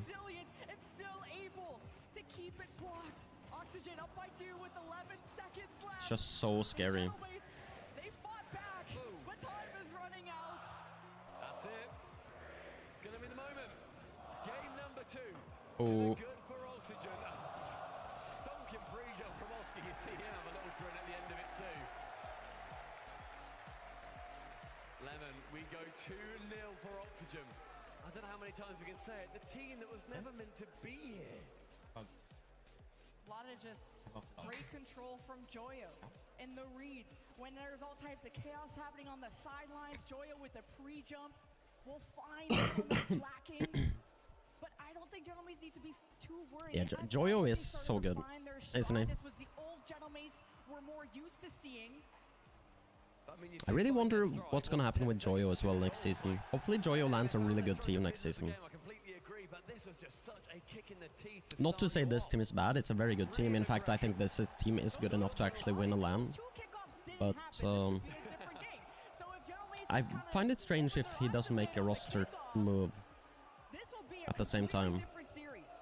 I mean, I think there's a very good chance that Archie actually will not be on the roster. Would be my guess, but who would they pick up? Is the question, I guess. They need a solid player. We see how calm the Oxygen side are. Then we switch sides of our stage. Juicy making sure they talk it through. Who knows? We'll see. Maybe they'll stick together. Timeout has been called. Our first timeout here at RLCS Worlds 2020. It's like really hard for me to like figure out what the teams are gonna be, you know? Really tough to even think about.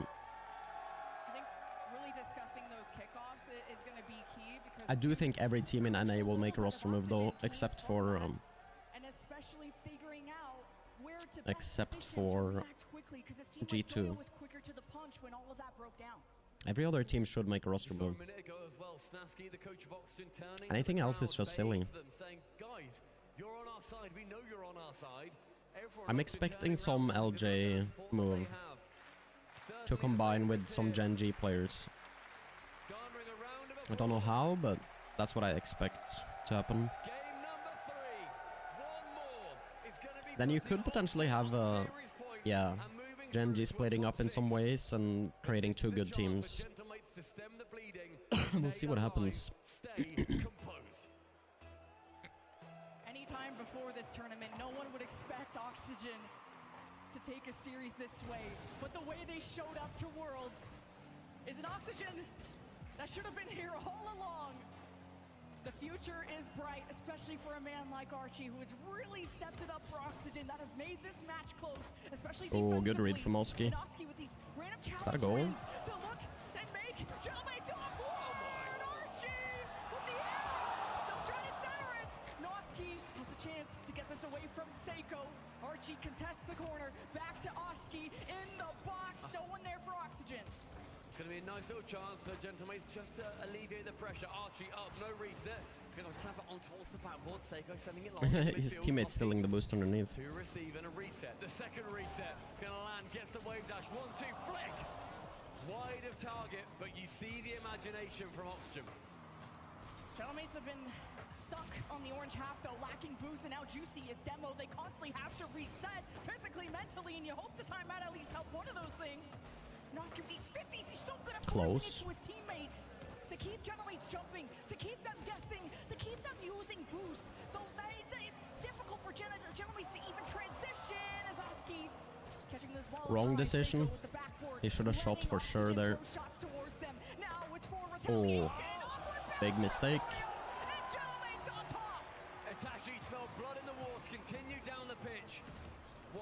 Yeah, just Joyo with a big mistake there. Massive mistouch from Joyo. You don't normally see that boy get nerves. When you're 2-0 up, you have, yes, some insurance games, but you also don't want to throw the series away. It's only one. But Gentlemates, that will be confidence-inspiring. Off the kickoff, Joyo wants to bring it back what a entirely, weird pop. but just sends it corner bound. And wanted maybe a better backflip to get that ball back to Oski. Good attempt. And look, the counterattack is Juicy with just a pinch towards the box. And Gentlemates, this is the first time they started off with a goal after the timeout. Like you said, confidence is everything, especially for a team like Gentlemates who thrive in this crowd environment.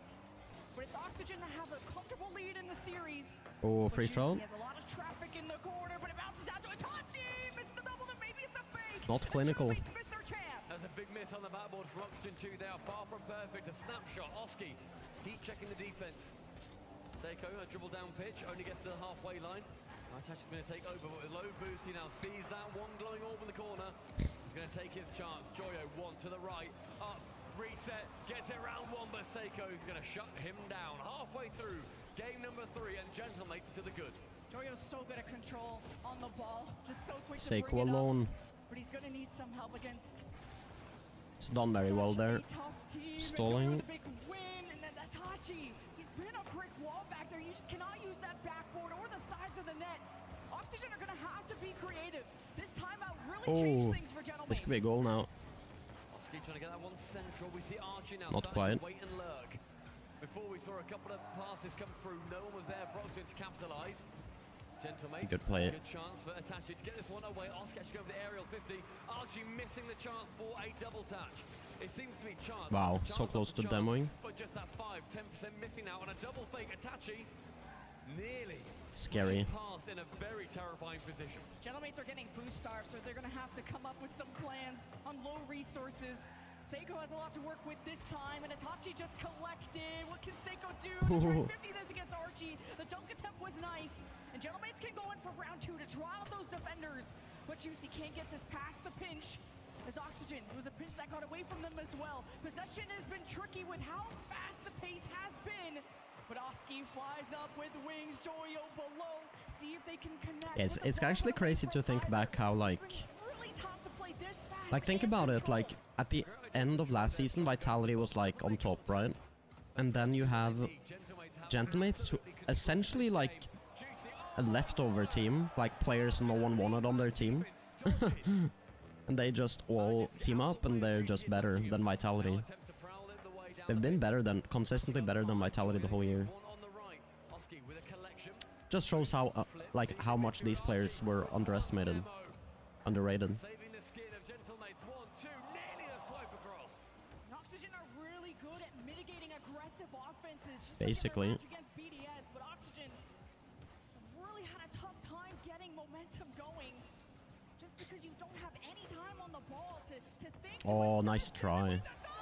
On goal. Unfortunate. Oski puts the brakes on, but he just can't stop in time. The ball had the path. He was not ready for it. You see him break there, turns away, isn't able to do it in time. A little bit unlucky. But Gentlemates will get a game here. Make it interesting. And despite Gentlemates getting boost starve, all of this scrambling is something that individually Gentlemates can outthink. And it's Oxygen, that trail, and it's Juicy, it's Seiko. Now Seiko's getting moved. And Gentlemates are not making this transition easy. Joyo and Archie, who do you look at in the box? Third man from Oxygen can't press as Oski steps up. And this is just a dead game for Oxygen, and Gentlemates show up and show out. Game 3 going the way of the mates. Joyo wants to finish it as soon as he can. That was after their timeout too. Used to perfection. We see Eversax using his words, making sure that his boys know back to the game plan. They had cohesion in that one, completely different vibe compared to what we saw in games number 1 and 2. They made sure that they were a team that were playing for each other. Such a small little crowd. Yeah, it's tough to get people to travel to NA, right? It's a little bit different than in Germany, where they just drove over. Before that timeout, because it was kickoffs that are frustrating. Because out of all the teams that are good at kickoffs, Gentlemates are definitely one of them. Wasn't expecting that kind of level of strat from Oxygen. Then timeout happens. You can, I mean, I'm assuming what's being downloaded here, but that's something to address. Along with being boost starved, Gentlemates still. I thought Itachi would have that. They can lay back. He overthought it. He still got it though, with the own goal. We see Snavsky delivering just as many words over to his team. And I think it's so important to make sure that. Yeah, that's a tough thing. It's like, yes, you can beat Gentlemates when you have a lead, but if they get the lead, it's tough. They're just so tough to score on. Really tricky. So solid. Very, very few mistakes.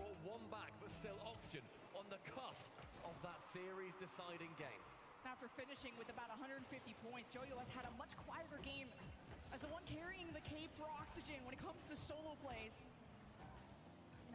Oh, Seiko's in trouble. Oh, Seiko's done well there. Definitely not how he wanted to play that exactly, but yeah. Getting the save there. It's well done.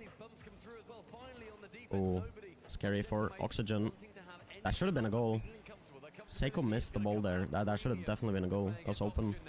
I think Gentlemates have definitely been going for those bumps in those demos a lot more effectively.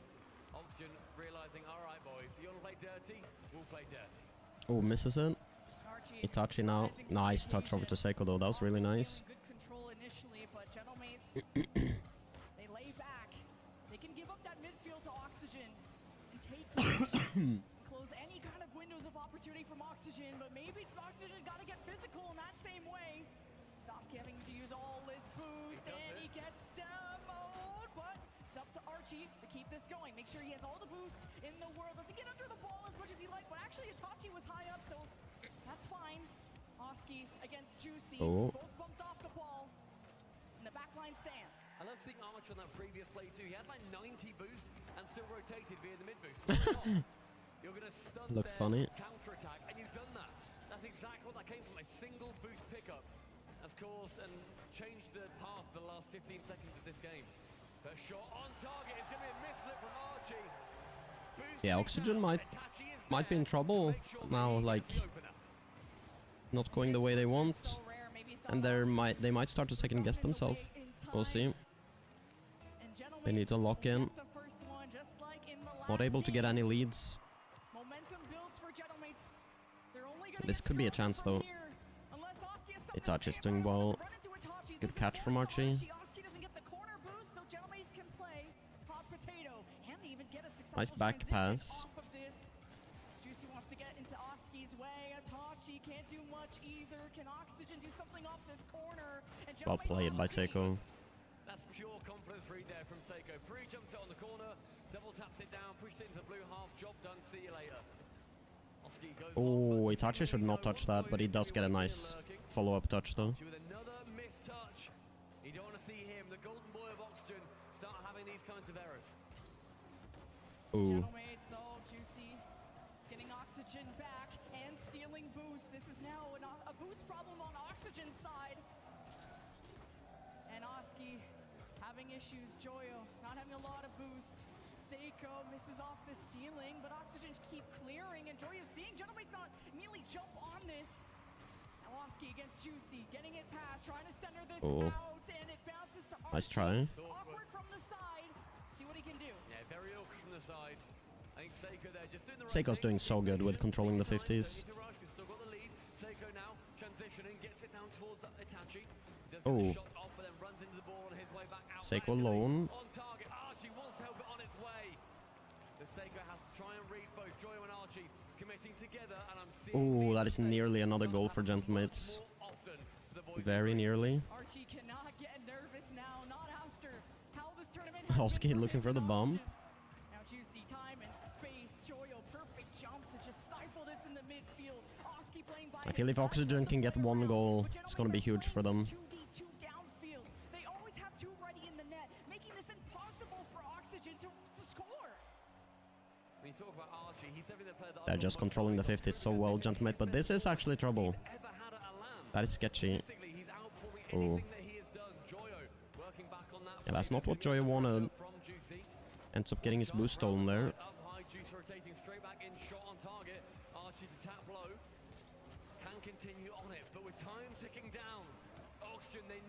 Yeah, that's really the the Gentlemates thing. It's just like how well they can control where the ball is going, basically, with 50s, with every single interaction. They just never put it into dangerous spots. They position wide, so anytime they get challenged, they let it sort of go back to their teammate instead of trying to win the challenge forward. They'll rarely try to win challenges forward, in fact.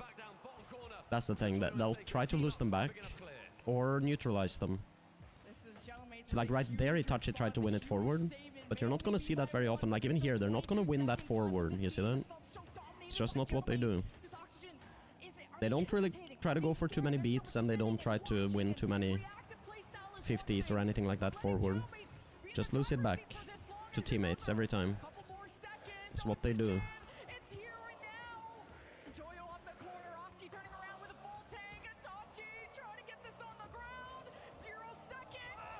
Oh, that is close. But it will go to game 5. Oh, it's actually best of 7. I actually forgot about that. I forgot it's not best of 5 now.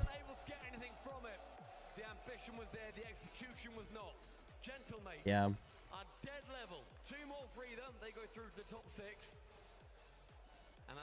The mates are feeling good. I think they'll take it.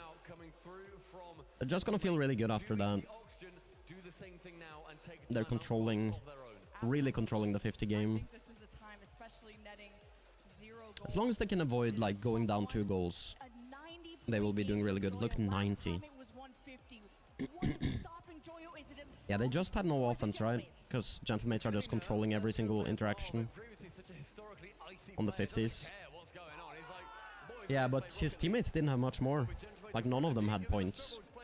It's like 100, 90, 200. There's no points on Oxygen. Oski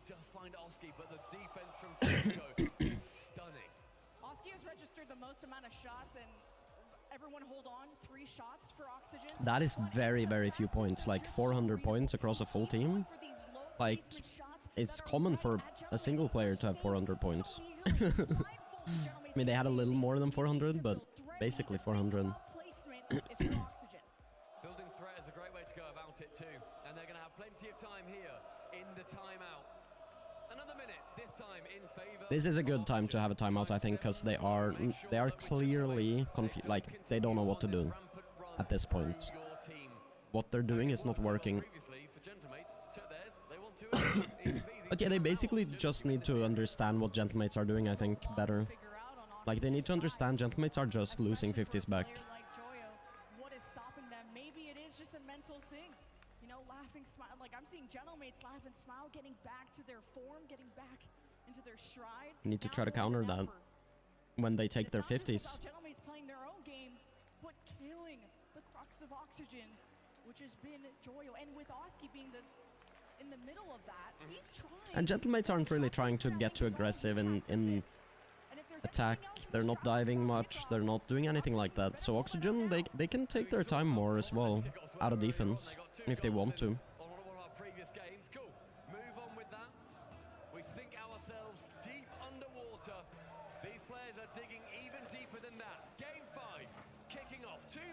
I'll probably go for more bump plays, like air dribble bumps and stuff like this, because... Oh, that's a huge demo. Not been able to capitalize on that, though. Oh, should have been a shot.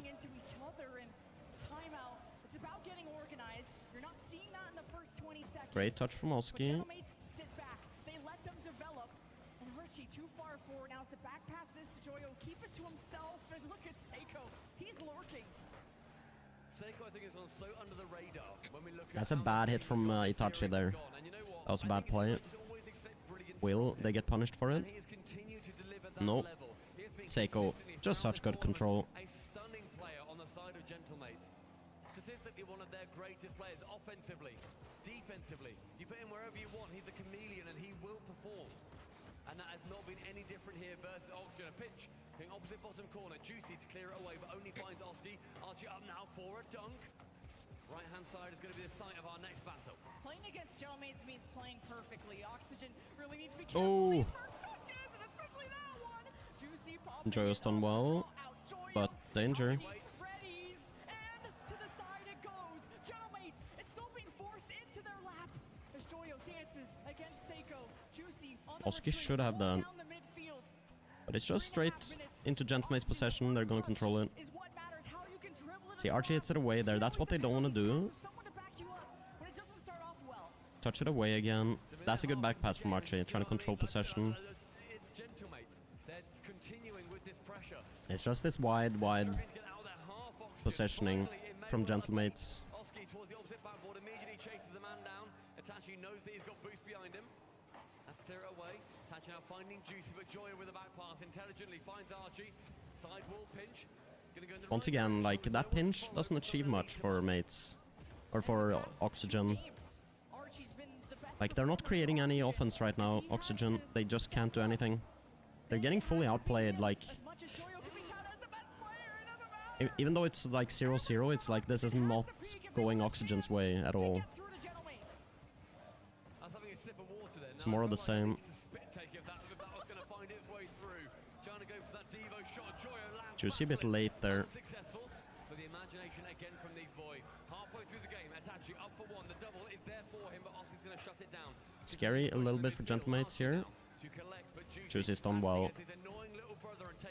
Ooh. Who's first to this? Joyo maybe? No.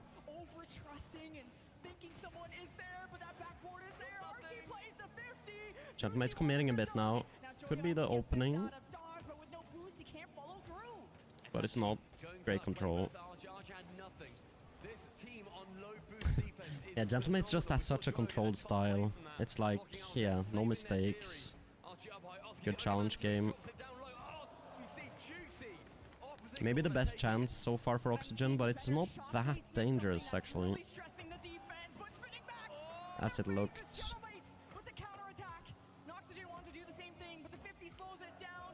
Juicy has no boost there. Yeah, great stuff from Seiko here. You can see it, like, how... like, just think about it, like, how often does Gentlemates try to, like, push a ball past someone or try to hit it around someone? Gentlemates very much, like, almost never does that. They always play for a 50. Like, they always let, like... You know how I always, like, talk about, like, how it's, like, if you can't control the ball, you should always try to let the opponents hit it into you. That's basically what Gentlemate's whole style is about. They just let the opponents hit the ball into them. Every time.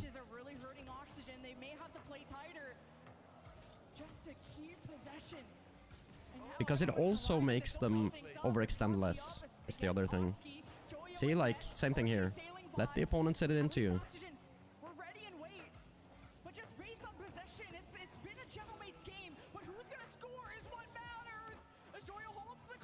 And then they'll commit once they have, they feel like they have an actual big chance. That's when they'll actually commit a bit more, but... I promise you, like, Seiko's just gonna... Yeah, it's just gonna let him hit it into him. So interesting.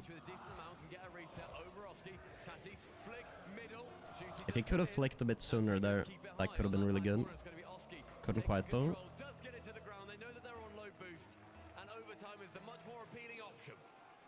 Overtime for match point.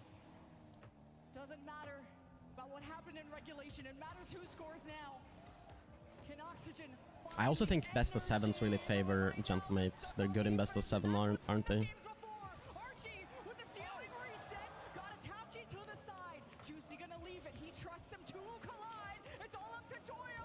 That's a bad, like, a very risky move from Gentlemates.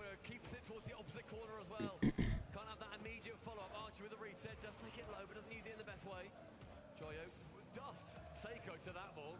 Attacks it down, doesn't do anything with it. We're seeing Oxygen beat out Gentlemates consistently, but there's no follow-up. There's no secondary play. Juicy up. Acts as a smoke screen for Seiko, who comes in with Joyo on the backboard. Yeah, like Gentlemates has like the complete like it's such like an opposite style of like, let's say, like BDS. Because BDS likes to slam the ball really hard into like awkward positions, which is also, yeah, BDS is all about just dribbling in the air, controlling the ball, stuff like this. Definitely Gentlemates has the closest style to G2. It's not the same. G2 definitely a bit more aerial, or quite a lot more aerial focused. Nice play. They find the opening. Let's see what actually happened. Itachi committed. There's a slammer around. One opening. But the thing is with that game, Gentlemates were controlling that whole game. They had by far the most pressure, chances, etc. control. I'd say for, you know, 90% of the game. But that's the problem. If you don't score, it doesn't do you anything.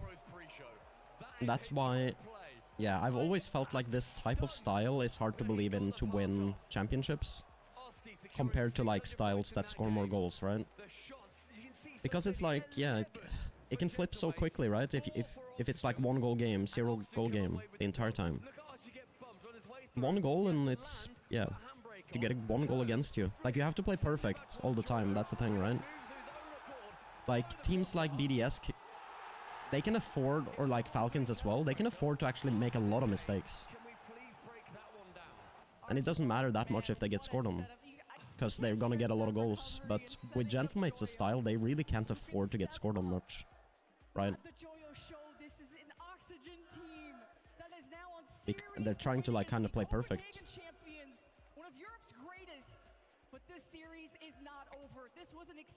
Low risk and like perfect Rocketleague. So difficult to do though. Here on Neo Tokyo, it could all come to a close. The Copenhagen champions versus a team that were not meant to be here. Oh, but quite Juicy should have that too, yeah. Oh, Joe's low though. Can feel a bit of momentum now for Oxygen maybe. Oh, gotta be careful though, Oxygen. Oh, that's just in. That's surprising. That's surprising that goes in. I think Juicy should be able to defend this. He's just way out of position for that. He's trying to cover high. Didn't expect that. An early lead for Oxygen. So far, they've done well with holding them. Can they do it when it really, really matters? Oxygen have tried to get physical. Gentlemates are just so good at avoiding that contact and keeping themselves alive. Now it's Oxygen with finally a breath of fresh air, a goal to get the spirits going. Oh. Now Itachi and Seiko Oxygen almost leaving single defender back there. Archie, a high ball that Juicy climbs up for as Itachi has the team pinch, but it's Archie in a 1v1 against Good pass. Really well done from Oski. Oski will be the man to receive in the midfield, but with low boost and a flip, he can just 50 it nice and low on the ground. Joy with 100. This is the thing, like I said, like, Gentlemates, they don't love to play from behind. They play their best Rocket League when they don't have to play from behind. Now they have to force the issue. Now they're gonna play differently, I think. Almost on goal there. But yeah, Gentlemates, that's what happened in game 2 as well. Gentlemates start playing differently when they're down. And what a turnaround from game 5 where Gentlemates, they had utter control and Oxygen snatched defeat. Or snatched the win rather from the jaws of defeat. And that's what's creating a lot more chances for Oxygen too. Their Gentlemates are diving more. Smashes them out of the way. Oh, sorry, Oxygen. That one didn't deserve to go in. You reset. Make it cleaner next time, please. Team bump becoming a strat. Just adding a little extra oomph to the shot. Oxygen. Seiko should catch this. His pass though. Gentlemates have been really good at reading these shots. It's taken everything out of Oxygen. Oxygen to find the gap as Itachi tackled. Oski trying to get rid of the ball as Seiko collects, wants it to Juicy, but man, a defense is alive and well for Oxygen. But Itachi with time, with Seiko down low, it forces it to him, but now he's awkward, trying to get better control. Now looks for bumps, and Oxygen stabilize. Is that him? Oh, Seiko's there. Between Oski and Archie, found in the clutches of Seiko. The player that has been #1 for Round. sends it long enough. Archie there to save that one away. Oski to the ceiling, a reset. Can dunk on Itachi, who is, I feel like, perennially low on boost. Oh, that might be a goal. Seiko removes Oski. Very nearly. And the double crossbar does not find its way. Oh, big chance. Ah, that's not a goal. Juicy didn't get the corner boost steal. Seiko can buy time for his rotations back. It's Juicy. Nice try. And nothing for Oski. Midfield for Oxygen. Joyo seeing the challenge Oh. from Juicy, playing the mind games. He's on the retreat. As Oski now wins the 50, but Juicy won't let this center it out. Zatachi, Seiko on the wing. Archie breaking up the play. Oxygen still up. Big chance. 2 minutes. Here's Oski. Juicy no boost. And it's still playable for Joyo, but a low ball that Juicy catches. Here comes Keeping it away here from the low boost players with low boost. Is Oxygen. High repeatedly. It's going to keep burning the boost of Gentlemates. It's going to become a lot more awkward. Oxygen wanting to challenge versus anybody on Gentlemates. On target again. Juicy. Everybody on the mate being pushed to their limit. 80 seconds before the Kings are knocked out. This is still a winnable game for Gentlemates. A ton of shots have been dumped into their net, but they only find themselves behind by 1. But they gotta get up and get loud. Oh. And it's Oski in the corner, but he loses that to Seiko. And here comes Gentlemates. Final minute. Oski up to receive. It's going to be a Nice shot. That should be game. They just gotta avoid the kickoff.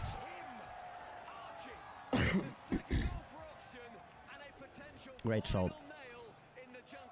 That should be Gentlemates getting knocked out here. We see of Gentlemates in playoffs. It really should. They've always been destined for top 4. And if anyone was Oh. going to kill Gentlemates, it wasn't going to be Oxygen. And wow, a kickoff that almost Yeah, Oxygen possession now. gets it. Oh, he's got the reset. That's a goal. Yeah.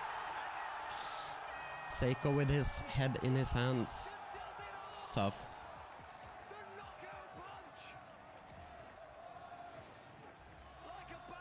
Tough, tough, tough. Probably GG's, yeah. Looking like it. Large Oscar may have just put the nail in the coffin. The kiss of death. Gentlemates, it has to be now. And there's less than 40 seconds. Oh. It's Juicy, it's Itachi, it's a tough angle. And Joyoski protect the right post. Juicy needs another chance, and he's stolen away. There's still chances here for Gentlemates. It's going to be another shot on target. Yeah, it's over. Keeping this pretty neat. Joyo the other side. Shoots on a relative opener. Archie there again. It's going to Very much over. Oh, 18 seconds. Itachi gets robbed by Oski. A 50 that's killing crucial seconds. Joyo's attacking the ball. Oxygen swarm.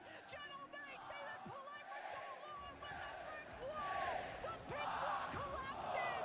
The guests have evicted the champions of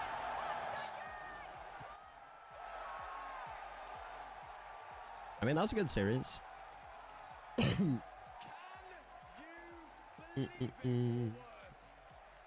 Payout. Did anyone do any prediction? Oh, you did. I didn't see any channel points at first.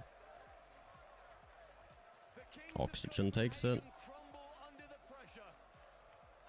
Oxygen Esports achieve yet another impossible feat.